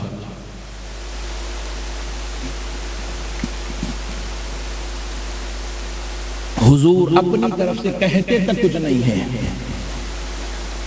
حضور کی زبان سے جاری ہونے والے الفاظ بھی وحی الہی ہوا، بے شک بے شک، وحی الہی ہوگی۔ افسوس کی بات ہے میرے بھائی، ایسی ذات کو لوگ کہہ رہے ہیں کہ علم نہیں ہے، پڑھنا نہیں جانتے ہیں۔ اچھا سنو ایک لطیف نکتہ، آپ یہ علماء کے لیے تھا، اب ذرا یہ عوام کے لیے بھی ایک لطیف نکتہ، آپ کے ذہن میں بھی بات پوری اکمل طور پہ بیٹھ جائے، سن لو۔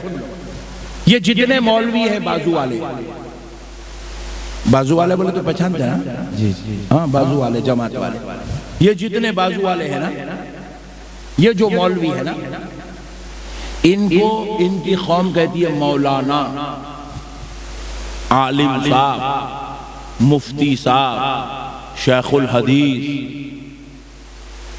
سبحان اللہ۔ تو میں بڑا پریشان ہوا، بولا بھائی یہ تیرا مولانا عالم ہے؟ بولے اللہ کی قسم مولانا بہت بڑے عالم ہیں۔ زندہ باد، ہم نے مولانا کو خود پکڑ کے پوچھا آپ عالم ہیں؟ بولے ہاں ہم عالم ہیں۔ او ویری گڈ۔ بولے حضرت جی آپ نے پڑھا کیا جس کی وجہ سے آپ عالم ہو گئے، علامہ ہو گئے، مفتی صاحب ہو گئے، شیخ الحدیث ہو گئے، امیر ملت اسلامیہ ہو گئے؟ آپ نے پڑھا کیا ہے حضرت جی؟ ذرا بتاؤ آپ نے پڑھا کیا ہے؟ کیا آپ نے بایولوجی پڑھا؟ کیا آپ نے زیالوجی پڑھا؟ کیا آپ نے ہسٹری پڑھا؟ کیا آپ نے کیمسٹری پڑھا؟ کیا آپ میتھمیٹیشن ہیں؟ کیا آپ نے سائنس پڑھا، فزکس پڑھا؟ بولے نہیں نہیں نہیں نہیں ہم نے یہ نہیں پڑھا۔ بولے پھر کیا پڑھا؟ بولے ہم نے تفسیر پڑھا، ہم نے حدیث پڑھا، ہم نے فقہ پڑھا، ہم نے منطق پڑھا، ہم نے عربی ادب پڑھا، ہم نے فلسفہ پڑھا۔ تو ہم نے کہا او ہو ماشاءاللہ، تفسیر پڑھنے والا جو تفسیر بیضاوی پڑھ لے، جو تفسیر مدارک پڑھ لے، جو تفسیر دیگر تفاسیر پڑھ لے، وہ بیچارہ عالم۔ جو بخاری پڑھ لے، مسلم پڑھ لے، ترمذی پڑھ لے، ابن ماجہ پڑھ لے، ابو داؤد پڑھ لے، وہ عالم۔ جو فقہ حنفیہ، حنبلیہ، شافعیہ، مالکیہ پڑھ لے، وہ عالم۔ بولے ہاں ہاں۔ جو عربی ادب پڑھ لے وہ عالم؟ بولے جی ہاں۔ تو ہم نے پوچھا یہ سارے علوم کو بازو رکھو، ایک علم پہ بات کرتے ہیں، علم حدیث پہ۔ سبحان اللہ۔ بولے کیا کوئی علم حدیث پڑھے بغیر عالم ہو سکتا؟ ذرا پیچھے والے بولو نا یار۔ ایک لڑکا اعظم گڑھ میں ایسا ہے، اس نے کہا میں نے سیکنڈری کا ایگزام پاس کر لیا۔ او آپ پوچھے بیٹے آپ کے انگلش میں مارکس کتنے؟ بولے اللہ کی لعنت ہو میں نے انگلش پڑھائی تھی۔ آپ مار کے اس کا منہ پھوڑ دیں گے، بیٹے تو انگلش پڑھائی نہیں تو تو یہ سیکنڈری کا ایگزام پاس کرا کیسا رے بے وقوف۔ بات سمجھ رہے ہیں؟ جو سبجیکٹ جس علوم میں لازم کر دیے گئے ہیں اس کے پڑھے بغیر کوئی آدمی وہ قابلیت اور لیاقت کو حاصل نہیں کر سکتا۔ بے شک بے شک اسی طرح اللہ کی قسم پوری کائنات کے اندر کوئی آدمی یہ کہہ رہا ہے کہ میں حدیث پڑھا اس نے اور میں عالم ہوں، تو کائنات میں اس سے بڑا جھوٹا کوئی نہیں ہے، بے شک کیونکہ عالم بننے کے لیے حدیث پڑھنا زور سے بولو ضروری ہے، ضروری نہیں ہے۔ وہ حدیث پڑھنے کچھ عالم بولتے لازم ہے، لازم۔ اب ذرا سنو، ہم نے پوچھا مولانا آپ نے حدیث پڑھا؟ بولے الحمدللہ میں نے حدیث پڑھا، حدیث پڑھنے کی وجہ سے مجھے عالم کہا جا رہا ہے۔ میں نے وہ ویری گڈ۔ حضرت جی ذرا یہ تو بتاؤ، حدیث بولتے کس کو جس کو پڑھ کے آپ نے عالم بنا؟ سبحان اللہ، بولے حدیث اس کو کہتے ہیں جو آمنہ کے لال نے کہہ دیا ہو۔ بے شک بے شک بے شک، زندہ باد زندہ باد۔ کائنات میں حدیث کی کوئی اور تعریف ہے نہیں، نبی نے جو کہہ دیا وہ حدیث، وہ حدیث ہے، سبحان اللہ۔ دوسری تعریف کیا ہے؟ نبی نے جو کر دیا وہ حدیث، نبی کا قول حدیث، بے شک نبی کا عمل حدیث، نبی کا کہنا حدیث، نبی کا کرنا حدیث، نبی کا فرمان حدیث، نبی کے اعمال حدیث۔ میرا نبی کھا رہا ہے، کھانے کا طریقہ حدیث، حدیث، سبحان اللہ میرا سبحان اللہ، نبی بے شک چل رہا ہے، چلنے کا طریقہ حدیث۔ میرا نبی سر کے ہاتھ نیچے رکھ کے سو رہا ہے، یہ سونا حدیث۔ میرے نبی نے جو جو کہہ دیا حدیث، جو جو کر دیا حدیث۔ اور تیسری تعریف حدیث کی یہ ہے کہ میرا نبی بیٹھا ہوا ہے، میرے نبی کے سامنے کسی صحابی نے کوئی عمل کیا اور آمنہ کا لال خاموش رہا، ان کو منع بھی نہیں کیا، تو میرے نبی کی خاموشی کی وجہ سے صحابی کا وہ عمل حدیث، بے شک بے شک بے شک، سبحان اللہ سبحان زندہ اللہ۔ باد زندہ نبی کا فرمان حدیث، نبی کا عمل حدیث، نبی کی خاموشی حدیث۔ بے شک، صحابی کے عمل پر نبی کی خاموشی حدیث۔ حدیث۔ یہ حدیث کی تین قسمیں، اور یہ تین قسموں کو جمع کر لے تو بخاری بھی بن جاتی ہے، بے شک، مسلم بھی بن جاتی ہے، ترمیزی بھی بن جاتی ہے، ابن ماجہ بھی بن جاتی ہے، ابو داؤد بھی بن جاتی ہے، مسند امام احمد بن حنبل بھی بن جاتی ہے، مسند ابن ابی شیبہ بھی بن جاتی ہے۔ پیارے دوستو، اب ذرا سنو، ہم نے کہا حضرت جی آپ حدیث پڑھے تو عالم ہوئے، سبحان اللہ، ارے ظالم ذرا یہ تو سن، نبی کا قول، نبی کا عمل پڑھ کے تو 1400 سال بعد عالم ہو گیا، زندہ باد زندہ باد۔ تو جس کی زبان سے قول کیا کہنے، ماشاءاللہ، جس جسموں سے حرکتیں جاری ہو رہی ہو وہ ذات، کیا کہنے، سبحان اللہ سبحان اللہ۔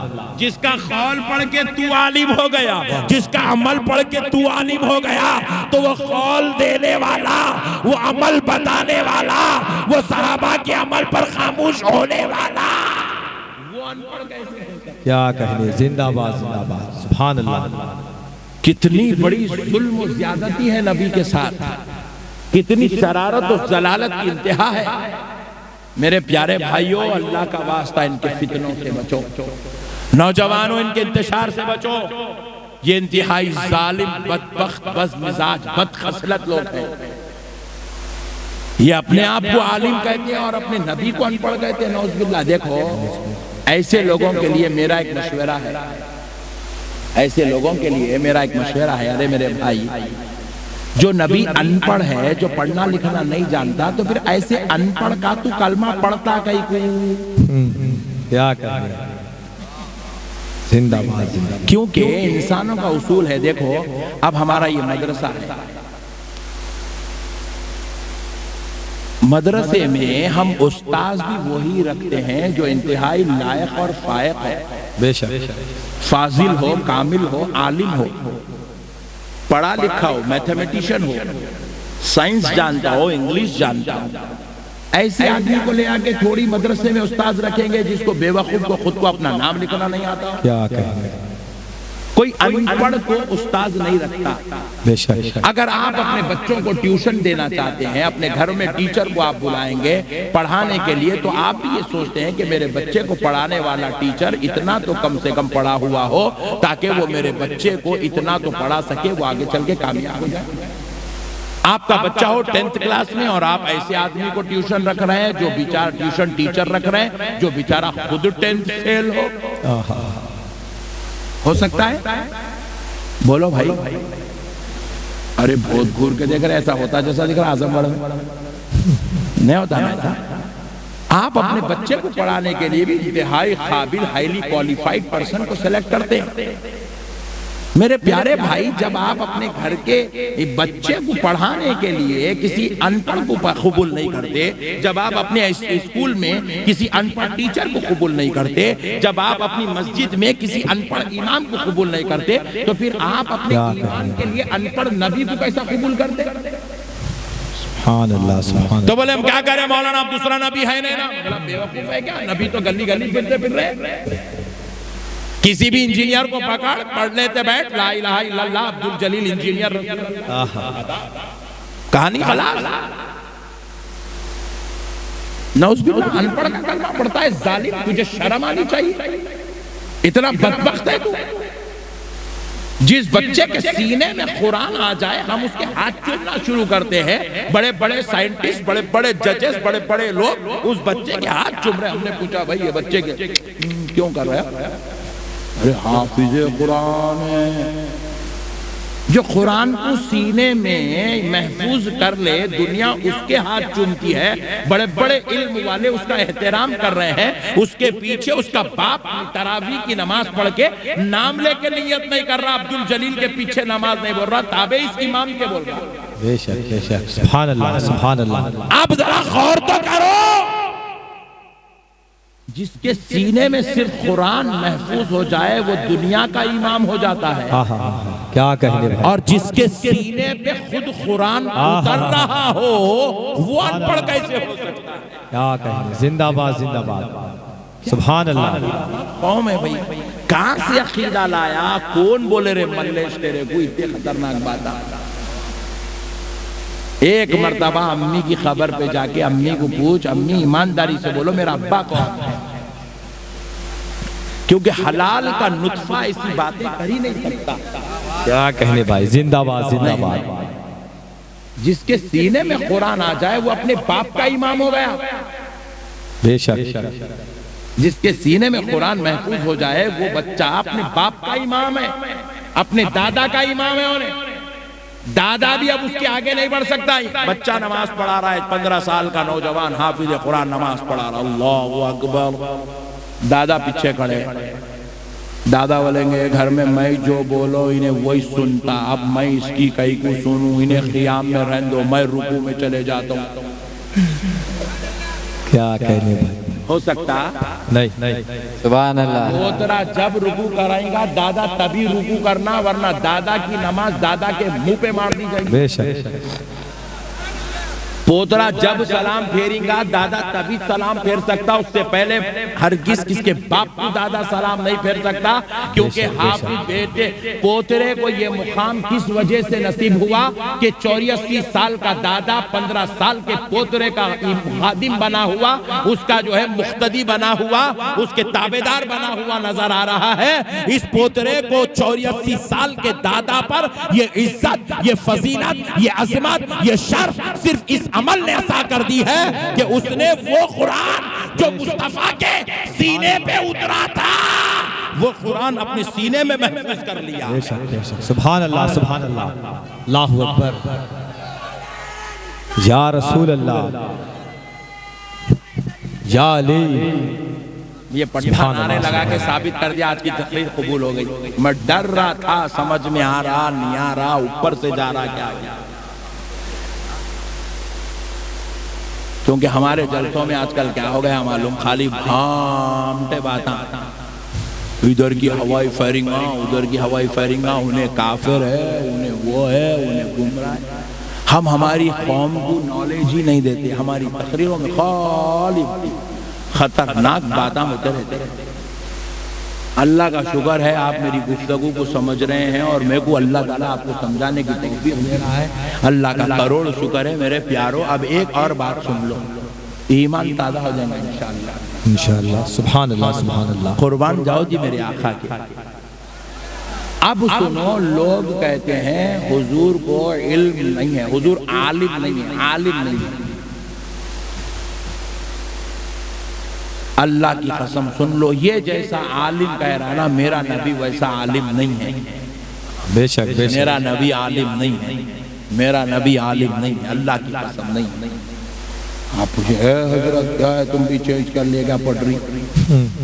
مسئلے کو سمجھو, عالم وہ ہوتا ہے جو میرے نبی کو پڑھتا ہے. بے شک بے شک. کیا کہیں, امام زندہ باد اعظم زندہ ابو باد. حنیفہ عالم, امام بخاری غوث اعظم عالم ہے کیونکہ انہوں نے میرے نبی کو پڑھا ہے. حضرت نظام الدین اولیاء محبوب الہی عالم ہے کیونکہ انہوں نے میرے نبی کو پڑھا ہے.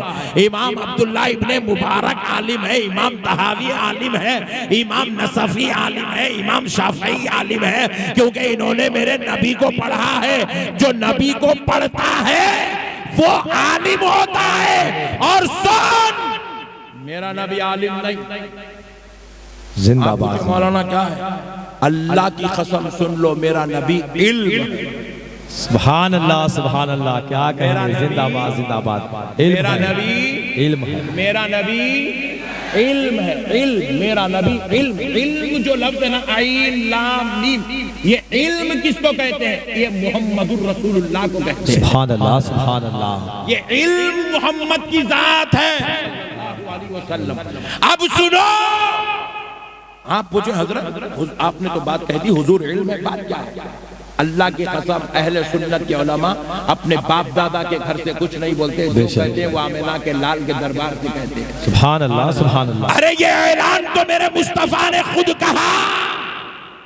آقا کا اعلان سنو, انا مدینۃ العلم. سبحان اللہ سبحان اللہ سبحان اللہ. میں عالموں کا شہر ہونے والے, میں علم کا شہر ہوں. علم کا شہر. سبحان اللہ. حضور بولے انا مدینۃ العلم, میں علم کا شہر ہوں. میں علم ہوں, علم, صرف علم نہیں, علم کا شہر ہوں. وعلی بابها, علی اس کا دروازہ ہے. سبحان اللہ سبحان اللہ. علی اس کا دروازہ. اب دیکھو حضور علم کیسا ہے, علی اس کا دروازہ کیسا ہے, ذرا اس کو سمجھ گئیں گے تو پورا مسئلہ ختم ہو جائیں گے انشاءاللہ. موڈ میں تو ہے نا آپ لوگ, موڈ میں تو ہے نا, اوپر سے تو نہیں جا رہا نا. ہاں سبحان اللہ. اب سنو, حضرت عمر کا دور, وہ علی بابوہا کی شان سنو, انا مدینۃ العلم کی شان سمجھ میں آ جائے گا. بے شک. سبحان اللہ. حضرت عمر کا دور ہے, خلیفہ راشد, شیخین کریمین, سرکار سیدنا عمر ابن خطاب, جن کے بارے میں رسول اللہ کہتے ہیں میرے بعد اگر کوئی نبی ہوتا تو وہ عمر ابن خطاب ہوتے. بے شک بے شک. سبحان اللہ. حضرت عائشہ حضور کی مانڈی, حضرت عائشہ کی مانڈی میں حضور اپنا سر اقدس رکھے ہوئے آسمان کی طرف دیکھ رہے ہیں. حضرت نبی مکرم علیہ السلام کے دیکھنے کے مسکرانے کو حضرت عائشہ نے غور کیا کہ حضور آسمان کی طرف دیکھ کر کیا مسکرا رہے ہیں. جب آنکھ اٹھا کر دیکھتی ہیں تو تاروں کا جھل ملانا دیکھ کر حضور مسکرا رہے ہیں. سبحان اللہ سبحان اللہ. وہ دیکھتے تو حضرت عائشہ کے ذہن میں سوال پیدا ہوتا ہے اللہ کی طرف سے. حضرت عائشہ پوچھتے یا رسول اللہ, یہ آسمان کے نیچے جتنے تارے ہیں, آقا کیا اتنی نیکیاں کسی کی ہو سکتی ہے؟ کیا کہیں, زندہ باد زندہ باد. سوال اسی سے پوچھا جا سکتا ہے جو تاروں کی تعداد بھی جانتا ہو اور اپنے غلاموں کی نیکیاں بھی بے جانتا ہو. شک بے شک بے شک. سبحان اللہ. حضرت عائشہ نے پوچھا کہ یا رسول اللہ, یہ آسمان کے نیچے جتنے تارے ہیں کیا اتنی نیکیاں کسی کی ہے؟ تو رسول اللہ نے فرمایا ہاں ہاں عائشہ, ہاں ہاں عائشہ, اتنی نیکیاں میرے عمر ابن خطاب. بے شک بے شک. سبحان اللہ سبحان اللہ. اللہ اللہ اللہ. حضرت عائشہ کا چہرہ تھوڑا چھوٹا ہوا, کیونکہ وہ اپنے بابا سے بے انتہا محبت کرتی. سرکار ابو بکر صدیق کی وہ لخت جگر نور نظر ان کی جان تھی اور وہ ان کی جان تھی. پوچھنے لگی یا رسول اللہ, حضرت عمر کی اتنی نیکیاں ہیں, کیا ان کی نیکیاں میرے بابا کی نیکیوں سے زیادہ ہے؟ کیا کہیں زندہ باد زندہ باد. تو رسول اللہ نے کہا سنو عائشہ، میرے عمر کی ساری نیکیاں جو آسمان کے تاروں کی مانند ہیں وہ ایک طرف، سبحان اللہ. اور میرے ابو بکر کی ایک نیکی ایک طرف. کیا کہنے زندہ باد زندہ باد. سبحان اللہ سبحان اللہ سبحان اللہ. جاؤ شیخین کریمین کی. آئے آئے آئے.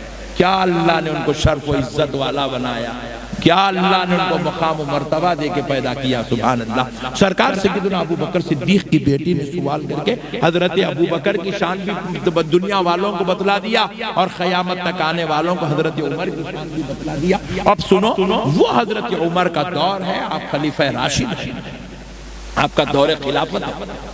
حضرت عمر کے پاس ایک لڑکے کو لایا گیا، قبیلے کے چند لوگ مل کر ایک لڑکے کو لے آئے، لے آ کر کہنے لگے اے امیر المومنین، یہ وہ نوجوان ہے جس نے کل رات اپنے مالک کا قتل کر دیا، شریعت میں اس کے لیے کیا حکم ہے، جو سزا ہے آپ اس کے لیے منعقد کیجئے، ہم جو ہے اس کے لیے اس کو لے آئے. تو حضرت عمر ابن خطاب رضی اللہ تعالیٰ عنہ نے اس نوجوان سے پوچھا، نوجوان ذرا بتا کیا تو نے واقعی اپنے مالک کا قتل کیا؟ تو اس نے کہا جی ہاں، میں نے کل رات اپنے مالک کا قتل کر دیا. بولے کیوں کیا؟ تو بولے اس لیے کیا کیونکہ میرا مالک میرے ساتھ حرام کاری کرتا تھا، بدفعلی کرتا تھا، میرے جسم سے روزانہ کھیلتا تھا، میں بیزار آ گیا، 1000 بار سمجھایا کہ مت کر میرے ساتھ یہ کام مت کر، نہیں سنتا تھا، میرے ساتھ حرام کاری کرتا تھا. اس لیے میں اس کی تکلیف کو، اس کی اذیت کو برداشت نہیں کیا اور کل رات میں نے اس کا قتل کر دیا. حضرت عمر نے پوچھا تیرے قتل کرنے پر اتنے گواہ ہیں، کیا حرام کاری کرنے پر بھی کوئی گواہ ہے؟ تو اس نے کہا اے خلیفۃ المومنین، وہ حرام کاری مجھ سے بند کمرے میں کرتا تھا، اس کا کوئی گواہ نہیں ہے. تو حضرت عمر کو ایک تشویش ہوئی، واقعی اس کے ساتھ حرام کاری ہوتی تھی نہیں ہوتی تھی؟ کہیں اس نے جو ہے قتل کر کے حرام کاری کو کہیں وجہ تو نہیں بتا رہا ہے، کہیں غلط بیانی تو نہیں کر رہا ہے، حقیقت کو اب جاننا ہے کہ یہ سچ کہہ رہا ہے یا غلط کہہ رہا ہے. تو اب وہ تو کوئی سائنس کا دور نہیں، آج کے زمانے میں کوئی لڑکی بولی میرے ساتھ ریپ ہوا، بولے تو لے کے جاتے، انویسٹیگیشن کرتے، پتا چلتا ریپ ہوا نہیں ہوا 2 منٹ میں معلوم ہو جاتا. وہ تو سائنس کا دور نہیں تھا، وہ تو ترقیات نہیں تھی، وہاں کوئی مشنری نہیں تھی. یہ کہہ رہا ہے کہ میرے ساتھ حرام کاری بھی، اب کیسے تحقیق ہو کہ حرام کاری ہوئی نہیں ہوئی، اس کے جسم کا کھلواڑ ہوا نہیں ہوا، کیسے پتا چلے؟ جب یہ مسئلہ تشویشناک ہوا تو حضرت عمر نے کہا اس کو علی کے پاس لے جاؤ. سبحان اللہ سبحان اللہ. اس کو علی کے پاس لے جاؤ. سرکار سیدنا علی المرتضیٰ رضی اللہ عنہ کے پاس اس نوجوان کو وہ قبیلے کے لوگ لے آئے، لے آ کر اس لڑکے کو بٹھایا اور کہا کہ یہ اس ہے اپنے مالک کا اس نے کل رات قتل کر دیا. حضرت عمر کے پاس گئے تھے، انہوں نے کہا کہ یہ مسئلہ آپ کے پاس پیش کیا جائے. حضرت علی نے پورا معاملہ پوچھا، اس نے کہا میرے ساتھ حرام کاری ہوتی تھی، ایک نہیں کئی بار ہوئی. تو حضرت علی نے کہا اس نوجوان کو لے جاؤ، اس کو بند کے رکھو، 3 دن کے بعد پھر اس کو لے آئے. لے گئے، اس کو جھاڑ سے بندیے، کہیں بھاگ نہ جائے، جھاڑ سے بندیے. پھر اس کے 3 دن کے بعد اس کو پکڑ کے پھر لے آئے حضرت علی کے پاس. آ کے بولے اے علی المرتضیٰ، آپ نے کہا تھا کہ 3 دن بعد لے آؤ، اب 3 دن ہو گئے، ہم اس کو لے آئے، اب آپ فیصلہ فرمائیے. مولا کائنات علی المرتضیٰ فرمائے چلو اس خبر کی طرف جہاں تم نے اس مالک کو دفن کیا. پورے قبیلے کو، وہ نوجوان کو لیے حضرت علی اس خبر کے پاس لے گئے جہاں پر وہ مالک کو دفن کیا گیا، قبرستان میں گئے. حضرت علی نے کہا یہ خبر کھودو، میں بتا رہا ہوں کہ وہ علی بابوہا کے علم کی شان کیا ہے اور علی کو یہ علم پیارے مصطفیٰ نے کیسے سکھایا ہے. اب یہ پیچیدہ مسئلہ ہے، بڑا ٹینشن ہے. خلیفۃ المومنین کو ججمنٹ دینا ہے، فیصلہ سنانا ہے، قتل کی سزا سنانا ہے. اور یہ عمر ابن خطاب ہے. کائنات ادھر کی ادھر تو ہو سکتی ہے مگر عمر ابن خطاب کے فیصلے میں غلطی نہیں ہو سکتی، بے شک بے شک بے شک، کمی اور زیادتی بھی نہیں ہو سکتی ہے، کیونکہ عمر عادلوں کے سردار ہے، انصاف کا پیکر ہے، انصاف کے علم بردار ہے. اب حضرت عمر نے یہ مسئلہ حضرت علی کو دیا. حضرت علی اب اپنے علم کی وہ شان بتا رہے ہیں جو انہوں نے مصطفیٰ سے سیکھا، جس کو آج کے چندی چور مولوی ان پڑھ کہہ رہے ہیں۔ حضرت علی پورے قبیلے کو اور وہ قاتل کو لے کے قبرستان پہنچ کے کہا یہی ہے مالک کی خبر جس میں تم نے اس کو دفن کیا؟ کہا ہاں ہاں علی ہم نے یہیں پر دفن کیا۔ بولے خبر کھودو، پریشان ہو گئے، بولے علی خبر کھودے، دفن کر دیا 3 دنوں کھودے؟ بولے ہاں ہاں کھودو۔ حضرت علی نے خبر کھدوائے تو 3 دن بعد جب خبر کھودی گئی تو کیا دیکھتے ہیں وہاں پر وہ مالک کی باڈی جسم موجود نہیں ہے، خبر خالی ہے۔ سارے قبیلے والے پریشان، بولے علی اللہ کی قسم ہم نے اپنے ہاتھوں سے اس کو میت کو قبر میں اتارا، اس کی قبر میں دفن کیا، ہم نے مٹی ڈالا، ہم نے پتھر لگائے۔ علی اللہ کی قسم ہم گواہ ہیں، ہم غلط نہیں کہہ رہے، ہم نے یہیں پر اس کو دفن کیا۔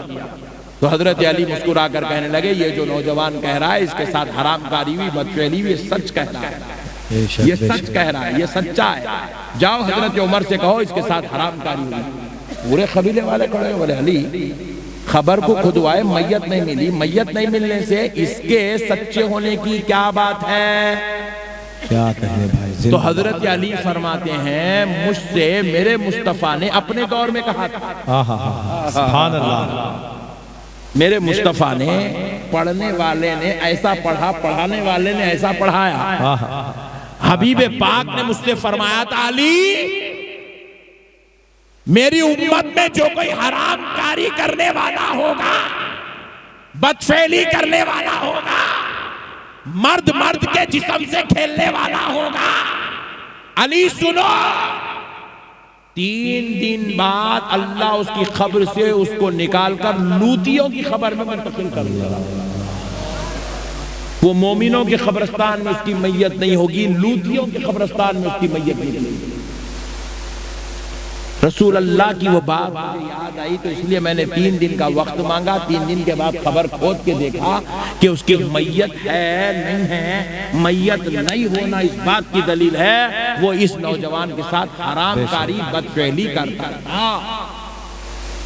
اللہ اکبر، میرا نبی اپنے زمانے میں جو علم دے رہا ہے اور اس علم سے حضرت عمر کی عدالت کی شان میں اضافہ ہو رہا ہے، علی المرتضیٰ کی عظمت بتائی جا رہی ہے اور دنیا کہہ رہی ہے کہ نعوذ باللہ نبی ان پڑھ ہے۔ استغفر اللہ۔ میرے پیارے دوستو اب ذرا غور کیجئے گا، تاجدار کائنات صلی اللہ تعالیٰ علیہ وآلہ وسلم صدقے جائیں میرے بھائی، کیا علم ہے میرے آقا کا۔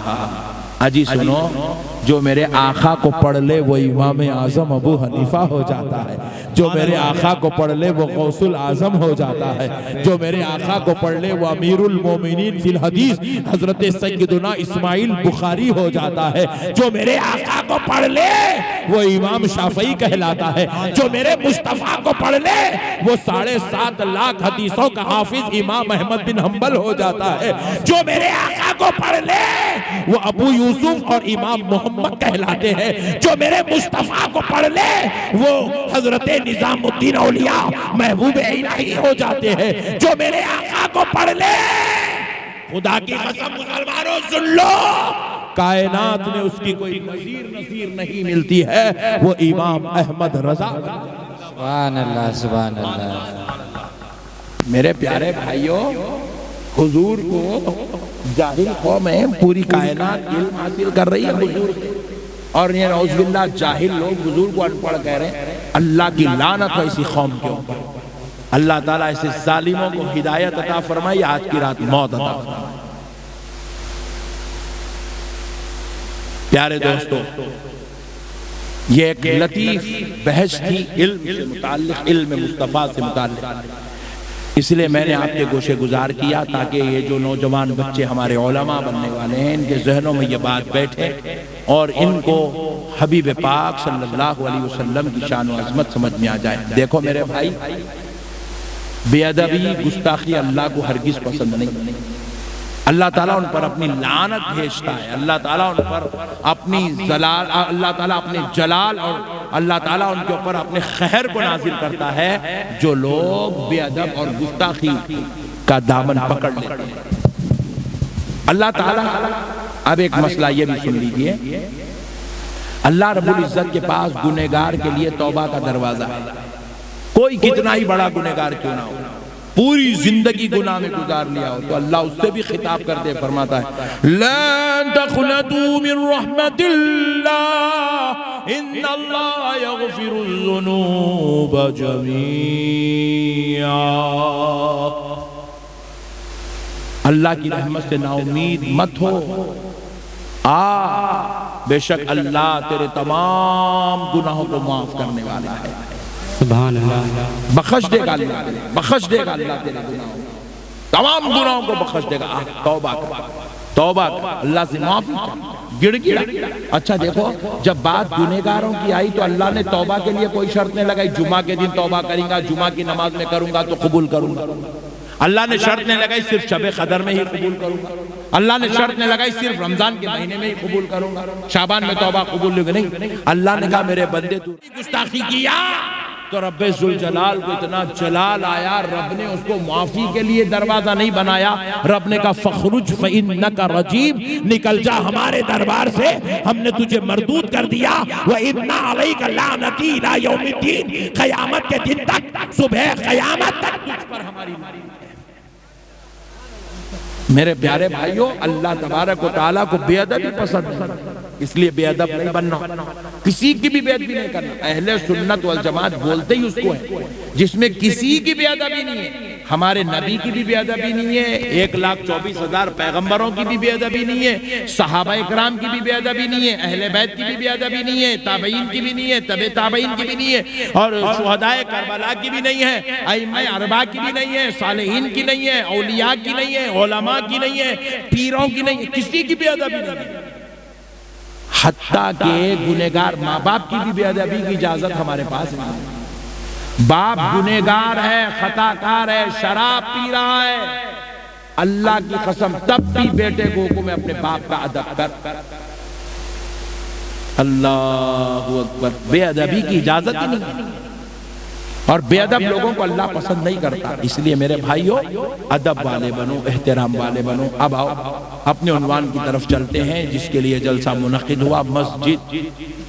میرے پیارے بھائی، یہ مسجد وہ ہے جو سجدہ کرنے کی جگہ، سبحان اللہ، سبحان اللہ، کیا کہنے اور والا۔ سجدہ وہ ہے پوری کائنات کی تمام عبادات کا مرتبہ ایک طرف، سجدے کا مرتبہ ایک طرف۔ سبحان اللہ، آپ طواف کر رہے ہیں کعبے کا، بالکل عظمت والا، آپ صفا و مروہ کی سعی کر رہے ہیں، اللہ کی قسم عزت و شان والا عمل ہے۔ آپ قرآن کی تلاوت کر رہے ہیں، اللہ کی قسم عزت و عظمت والا عمل ہے۔ آپ جہاد کر رہے ہیں، اللہ کی قسم عزت و عظمت والا عمل ہے۔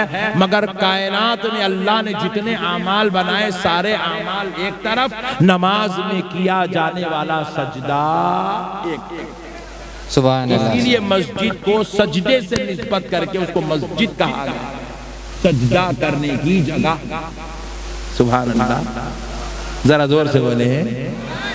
اور آج کل ہمارا حال یہ ہو گیا ہے، اللہ معاف کرے، مسجد کو آئے تک اللہ سجدہ کرنے کی توفیق چھین لے رہا۔ اب مسلمانوں کو میں دیکھ رہا ہوں، ہمارے حیدرآباد میں تو یہ ماحول ہے، مسجد میں اگر 500 آدمی نماز پڑھ رہے ہیں تو 50 آدمی کرسی پہ بیٹھتے ہیں، کرسی پہ بیٹھ کے نماز پڑھ رہے ہیں۔ سجدہ کرنے کی شان توفیق اللہ نے چھین لی، کمر میں گیپ آ گئی، گھٹنوں میں درد ہے، کلے کی ہڈی سرک گئی، گردن کے منکے تیڑے ہو گئے، گیا سجدہ۔ کئی کو گیا، اللہ تعالیٰ کو انہیں سجدے پہلے سے کرتے رہتا تو اللہ اس کو سجدے کرنے کی توفیق دیتا، انہیں سجدے کرنے کی عمر میں شوخاں کرتے پھرا۔ اب دیکھو پیارے دوستو، جب سجدے کرنے کے لیے بلایا جاتا ہے تو مسجد سے اذان بلند ہوتی ہے، حی علی الفلاح،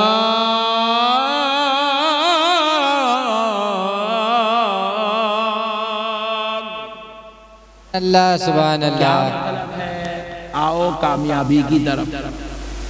کس کی طرف؟ ذرا زور سے بولو نا، آؤ کامیابی کی طرف۔ یہ کیا ہے کامیابی پیارے دوستو؟ یہ کس کو اعلان سنایا جا رہا ہے؟ یہ خدا کا بنایا ہوا نظام ہے۔ ہر مسجد میں اذان دینے کے لیے مؤذن کو مقرر کیا جاتا ہے۔ یہ شریعت مصطفیٰ ہے، یہ نظام مصطفیٰ ہے۔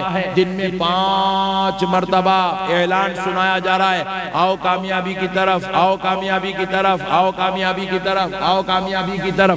کس کو سنایا جا رہا ہے؟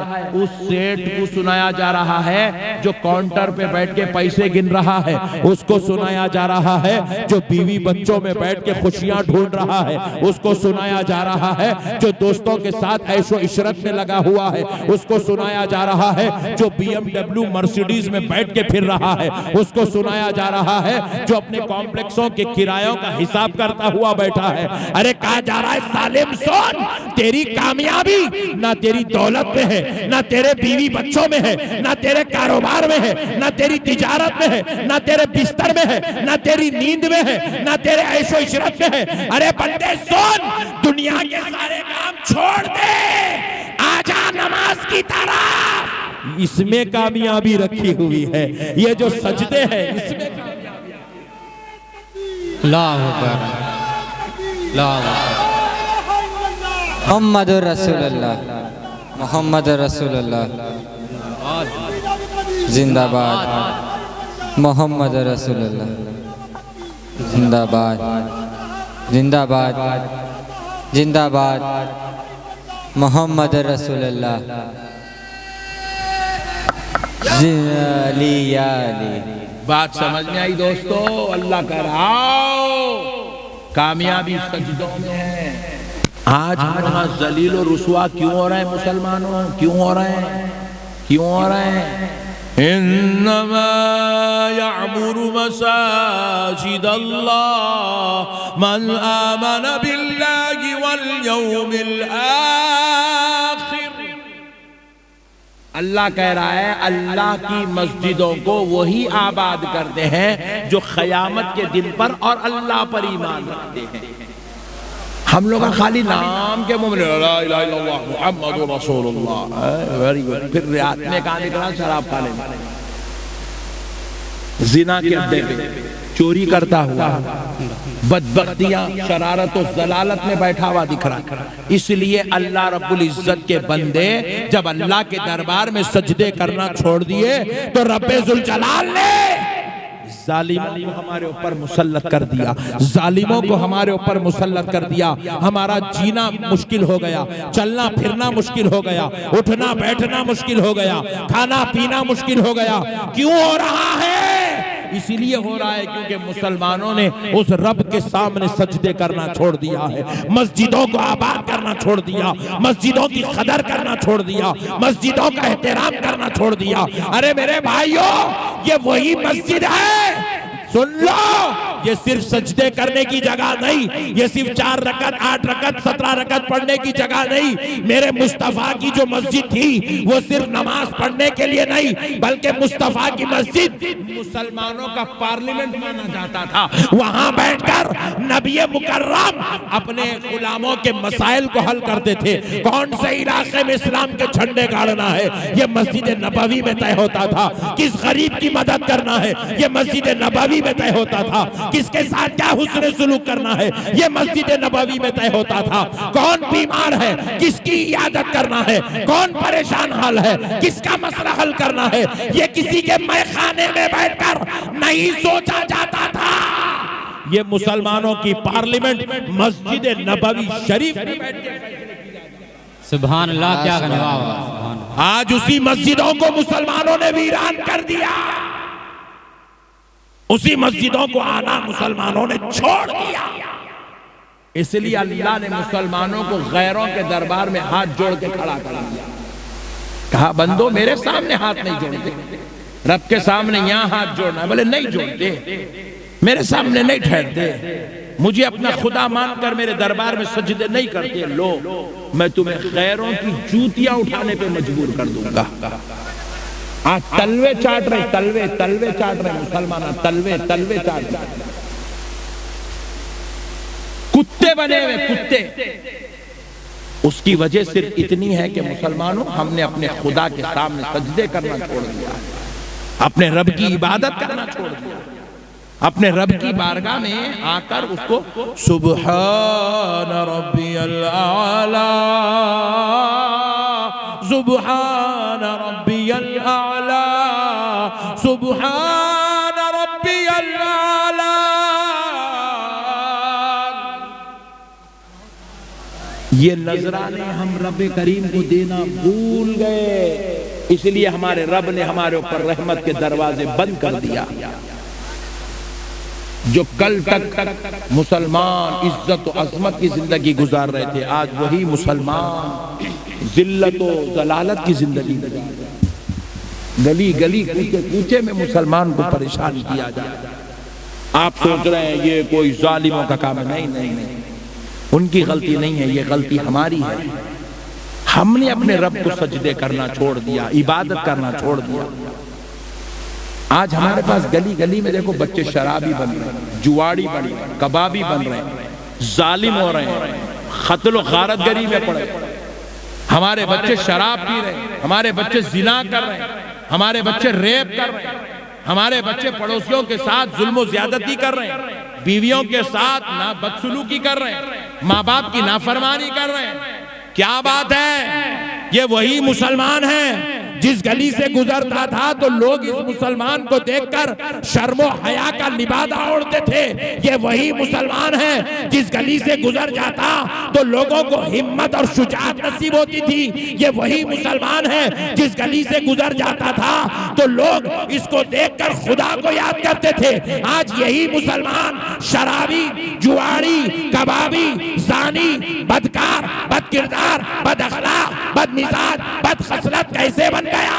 تو سن لو، اس مسلمان نے نماز پڑھنا چھوڑ دیا، اس لیے اس کے رب نے اس کے اندر ساری برائیوں کو پیدا کر دیا۔ کیونکہ رب قرآن پاک میں ارشاد فرماتا ہے ان الصلاة تنہا عن الفحشاء والمنکر۔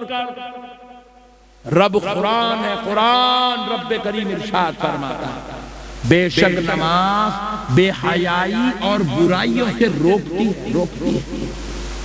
رسول اللہ کے پاس صحابہ اکرام بیٹھے ہوئے، ایک شخص آیا، نماز پڑھا اور خاموش چلا گیا، حضور سے ملا نہیں، شرمندگی کی وجہ سے نہیں ملا۔ صحابہ اکرام عرض کرنے لگے یا رسول اللہ، یہ جو شخص آیا اور نماز پڑھ کے ادھر سے ادھر چلا گیا، یا رسول اللہ یہ شخص چور ہے، چور۔ کون ہے؟ زور سے بولا۔ یا رسول اللہ یہ چوری کرتا ہے، یہ چور ہے۔ آقا اگر آپ حکم دیں تو ہم اس کو بلائیں، آپ اس کی تنبیہ فرمائیں۔ حضور نے کہا نہیں نہیں صحابی اس کو چھوڑ دو، جان دو۔ سبحان اللہ، حضور کہا جان دو اس کو، چھوڑ دو۔ صحابہ نے کہا یا رسول اللہ کہیں آج کی رات وہ پھر چوری نہ کرے۔ حضور نے فرمایا صحابیو تم انتظار کرو، وہ نمازی ہے، اس کی نماز اس کو ہر برائی سے روک لے گی، اس کی نماز اس کو ہر گناہ سے روک لے گی۔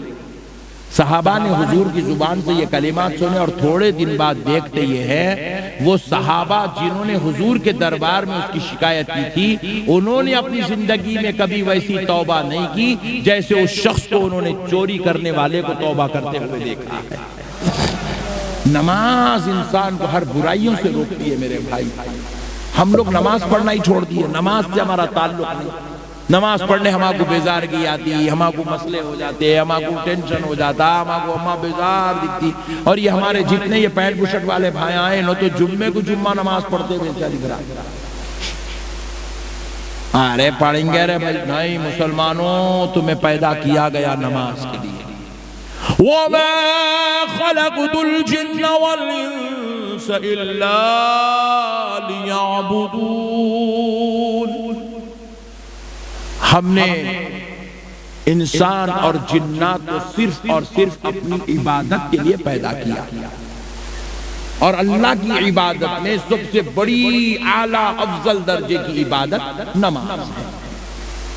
اب اگر کوئی شخص نماز نہیں پڑھتا ہے تو پھر آپ بتائیں اس سے بڑی بدبختی اور کیا ہو سکتی ہے؟ مسجدوں کو آباد نہیں کرتے، مسجدوں کی تعمیروں میں حصہ نہیں لیتے، مسجدوں کی توسیعات میں حصہ نہیں لیتے، مسجدوں کی خبر گیری نہیں کرتے۔ میرے پیارے بھائی آج ہم لوگ آ رہے تھے ایئرپورٹ سے، مولانا صاحب بھی میرے ساتھ تھے، عصر کی نماز کے لیے ہم لوگ ایک مسجد میں رکے، تو میں جو ہے جب وضو کرنے کے لیے، کیونکہ میں گھر میں سو گیا تھا، وضو کرنا تھا، جب وضو خانے کی طرف گیا تو ایک شخص بیچارہ وہ ایسڈ لگا کے مسجد کے وضو خانے کے ٹائلسوں کو دھو رہا تھا، تو ایک طرف یہ خیال بھی آ رہا یار یہ بیچارہ لوگاں بلغم تھوکتے ہیں، کلیاں کرتے ہیں، ٹائلسوں کو دھو رہا، پھر دوسری طرف اسی وقت یہ خیال بھی آیا، میرے مصطفیٰ نے کہا ہے اگر تم دنیا میں کسی جنتی کا چہرہ دیکھنا چاہتے ہو، اگر تم دنیا میں کسی جنتی کا چہرہ دیکھنا چاہتے ہو تو اس شخص کو دیکھ لو جو مسجد کا خدمت گزار ہے، مسجد کے خادم کو دیکھ لو وہ جنتی ہے، حضور نے بشارت دی ہے مسجد کی خدمت کرنے والے جنتی ہے، فرمائے سرکار جنتی کا چہرہ دنیا میں دیکھنا چاہتے ہو تو دیکھ لو، مسجد کے خدمت گزار کے چہرہ دیکھ لو، یہ جنتی کا چہرہ ہے۔ اور ایک بات سنو، آقا نے فرمایا سبحان اللہ، ایک صحابی حضور کے پاس ہے، آج کل ہماری مسجدوں میں بہت چوریاں ہو رہی ہیں، مہینے کو غلہ ہوتا 70,000 روپے، حساب بتاتے 50,000 کا، 20,000 کہاں گئے بولے تو ڈھونڈنا پڑتا آپ کون لکھ گئے، کس کے جیب میں چلے گئے، کس کی پاکٹ میں چلے گئے، کون مار کے کھا رہا ہے۔ منتھلی کلیکشن کرتے، کلیکشن ہوتا 70,000 روپے، حساب آتا اکاؤنٹ میں 65,000، 5,000 کہاں گئے، ڈھچم ہو گئے، چوری ہو گئے، اللہ کے گھر کا پیسہ چوری کر رہے، اللہ اکبر۔ اب سنو، میرے آقا کے پاس ایک صحابی آئے، آقا اس کہنے یا رسول اللہ آپ پر میرے ماں باپ قربان، آقا میرے رب نے مجھے اتنی دولت دی، اتنی دولت دی، اتنی دولت دی، مجھے اندازہ ہی نہیں ہے غربت ہوتی کیا۔ آقا میں چاہتا ہوں کہ میں غربت کا مزہ چکھوں، یا رسول اللہ میں غربت کا مزہ چکھنا چاہتا ہوں، آقا میں چاہتا ہوں کہ دیکھنا چاہتا ہوں غربت ہوتی کیا تھی۔ رسول اللہ فرمائے دیکھو اللہ نے تم پہ جو فضل کیا اس پر شکر ادا کرو، یہ کیوں مزے چکھنا چاہتے، چھوڑ دو، اللہ نے تم کو اچھی دولت دی، عزت دی، جاؤ اپنا کام کرو۔ نہیں یا رسول اللہ میری خواہش ہے آقا میں غربت کا مزہ چکھنا چاہتا ہوں، بھوکے رہنا کیا ہے میں معلوم کرنا چاہتا ہوں، پیٹ میں بھوک کیسی چلتی ہے میں دیکھنا چاہتا ہوں، پیسے کے لیے لوگ کیسا تڑپتے ہیں میں وہ مزہ دیکھنا چاہتا ہوں، گھر میں بچے بیمار ہو اور دوا لانے کے لیے پیسے نہ ہو میں وہ مزہ چکھنا چاہتا ہوں، بیوی پریشان ہو اور گھر میں ہانڈی نہ چل رہی ہو میں وہ مزہ چکھنا چاہتا ہوں غربت کا۔ رسول اللہ نے کہا دیکھو اللہ نے تم پہ فضل کیا، اللہ نے تم کو دولت دی، جاؤ اس پر شکر ادا کرو۔ یا رسول اللہ میری خواہش ہے میرے آقا میں غربت کا مزہ چکھنا چاہتا ہوں، بار بار اصرار کرتے حضور کیا کرے، فرمائے دیکھو وہ کونے میں ڈھیلا پڑا ہوا ہے، ڈھیلا مٹی کا ڈھیلا، وہ مسجد کی دیوار سے گرا ہوا ڈھیلا، کیونکہ اس دور میں مٹی کی دیواریں ہوتی تھی، وہ ڈھیلا مٹی کا چھڑ کے دیوار سے نیچے گر گیا تھا۔ حضور نے فرمایا وہ مسجد کی دیوار کا جھڑا ہوا ڈھیلا ہے، وہ ڈھیلا مٹی کا ڈھیلا لے جاؤ اپنے گھر میں رکھ لو۔ وہ صحابی وہ ڈھیلا اٹھائے لے کے جا کے گھر میں رکھے، جیسے ہی مسجد کا مال لا کے اپنے گھر میں رکھے رحمت کے دروازے بند ہو گئے، رحمت کے دروازے بند، فضل کے دروازے بند، عطا کے دروازے بند، کرم کے دروازے بند، دولت آنا بند۔ ایسی غریبی آئی، ایسی غریبی آئی، ایسا مزہ چکے، ایسا مزہ چکے، ایسا مزہ چکے غریبی کا، اللہ اکبر۔ فرمایا جاتا ہے روایات میں آج جب ان کا انتقال ہوا، وصال ہوا، تو ان کے گھر میں ایک کپڑا بھی نہیں تھا جس سے ان کو کفن بنایا گیا، تو ان کے کفن کے لیے مدینہ منورہ میں چندہ مانگا گیا، چندہ مانگ کے ان کا کفن خریدا گیا، صرف مسجد کا ایک ڈھیلا لے کے جا کے گھر میں رکھ دیا۔ اللہ کی رحمت کے فضل کے دروازے بند ہو گئے، اللہ کا عذاب آنا شروع ہو گیا۔ اللہ کے گھر کے مال کا یہ ہے حکم کہ اس کے ساتھ حسن سلوک کیا جائے۔ آپ کو اور ایک مسئلہ بھی بتا دیتا ہوں، بحیثیت مسلمان سب کو معلوم ہونا چاہیے۔ اب ہماری مسجد ہے جس کی توسیع میں آج ہم لوگ آئے ہیں، یہ مسجد میں فار ایگزامپل 50 جانماز لگتے ہیں، مثال کے طور پہ کہہ رہا ہوں 50 جانماز لگتے ہیں۔ اب یہاں اعلان کر دیے مولانا صاحب انہیں ایک جانماز دیا، انہیں دیا 200 جانماز جمع ہو گئے. کتنے بولو؟ اور ہونا کتنے ہیں؟ 50. تو کتنے اضافہ ہو گئے؟ 150. دوسری مسجد والے آئے، دوسرے محلے کی مسجد والے آئے، آ کے بولے صاحب ہمارے پاس جو ہے جانمازاں نہیں ہے، آپ کی مسجد میں 200 جانماز ہے، 50 کی ضرورت ہے، 150 خالی پڑے ہیں، آپ 50 جانماز ہمارے کو دے دیجیے، ہمارے کو ضرورت ہے. اللہ کی قسم سن لو مسلمانوں، اس مسجد کا مال اس مسجد کو نہیں دیا جا سکتا. یہ مسجد کا مال یہی مسجد کا ہے. حتیٰ کہ ایسا ہوتا دیکھنے میں آیا، اللہ کا قدرتی نظام ہے، پورے محلے کی بورویل میں پانی سوکھ جاتا مگر مسجد کی بورویل میں پانی آتے رہتے. یہ اللہ کے گھر کی رحمت ہے، برکت ہے، وہاں قرآن کی تلاوت سجدے ہوتے ہیں، برکت ہے. تو محلے والے کیا کرتے ہیں؟ مسجد کے اندر جا کے بورویل کا سوئچ آن کر کے پائپ نکال کے پورے گھڑے بھر کے عبداللہ بھائی، جبار بھائی، جمشید بھائی، چاند پاشا، محبوب پاشا، خان پاشا پورے لے کے جاتے رہتے.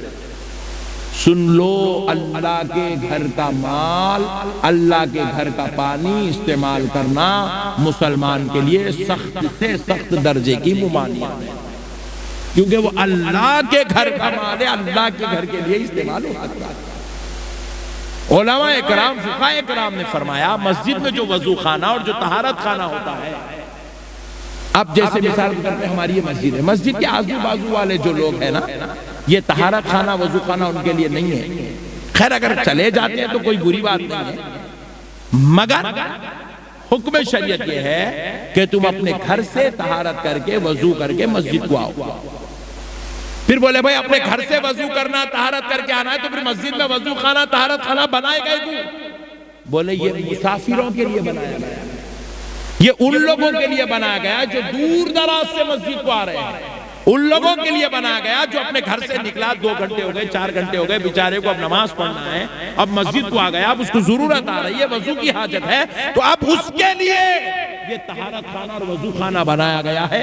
لیکن جو لوگ اپنے گھروں سے آ رہے ہیں ان کو حکم شریعت یہ ہے اپنے گھر میں طہارت کریں، اپنے گھر میں وضو کریں اور مسجد کو آئیں. کیوں؟ اس لیے کہ باوضو ہو کر جب مسجد کو آتے ہو، ایک ایک قدم پر ایک ایک حج کا ثواب اس کے نام اعمال میں لکھا جائے. آپ اندازہ کیجئے میرے بھائی، یہ جو عبادت اللہ کی سب سے پسندیدہ محبوب عبادت ہے، اللہ تعالیٰ کو بے حد کی عبادت پسند ہے. نماز پڑھتا ہے بندہ، اللہ تبارک تعالیٰ فرماتا ہے جب میرا بندہ میرے دربار میں سجدے کرتا ہے تو میں 70,000 پردے ہٹا کر اپنے بندے کو دیکھنا شروع کر دیتا ہوں. اور آپ کو معلوم ہے جب بندہ وضو کر کے طہارت کر کے وضو کر کے اپنے گھر سے نکلتا ہے تو حدیث پاک رسول اللہ فرماتے ہیں اللہ تبارک و تعالیٰ کا بندہ جیسے ہی نماز کی نیت کر کے نکلا، اللہ کے رحمت کے فرشتے رحمت والی تھالی، رحمت کی تھالی لا کر اس کے سر پہ رکھ دیتے ہیں. وہ اپنے گھر سے چلتا ہے، وہ رحمت والی تھالی اس کے سر پر، وہ آ کر سنت پڑھتا ہے، رحمت والی تھالی اس کے سر پر، وہ فرض نماز امام کے پیچھے ادا کرتا ہے، فرشتے وہ رحمت کی تھالی لے کر اس کے سر پہ پکڑ کے کھڑے رہتے ہیں. جیسے ہی سلام پھیر کے وہ دعا کرتا ہے، اللہ فرماتا ہے فرشتے پوری رحمت اڈیل دے، میں نے اپنے بندے کی دعا قبول کر لی. میرے پیارے بھائیوں، نماز سے بہترین عبادت اللہ کی قسم نہیں. اللہ کا واسطہ میرے بھائیوں نماز پڑھو، مسجدوں کو آباد کرو. مسجدوں کو آباد کرنا ایمان والوں کی علامت ہے، ایمان والوں کی علامت ہے، آخرت کے دن پر ایمان رکھنے والوں کی علامت ہے، اللہ کی ذات پر ایمان رکھنے والوں کی علامت ہے. ہم نے مسجدوں کو ویران کر دیا، ہماری مسجدیں ویران پڑی. خدا را مسلمانوں، اللہ کا واسطہ اپنے گھروں کی، اپنے مسجدوں کی، اپنے عبادت خانوں کی حفاظت کرو، اس کو آباد کرو. اس کے صدقے میں اللہ ہماری دنیا بھی بہتر کرے گا، آخرت بھی بہتر کرے گا. وَمَا عَلَيْنَا إِلَّا الْبَلَاغُ. الحمدللہ.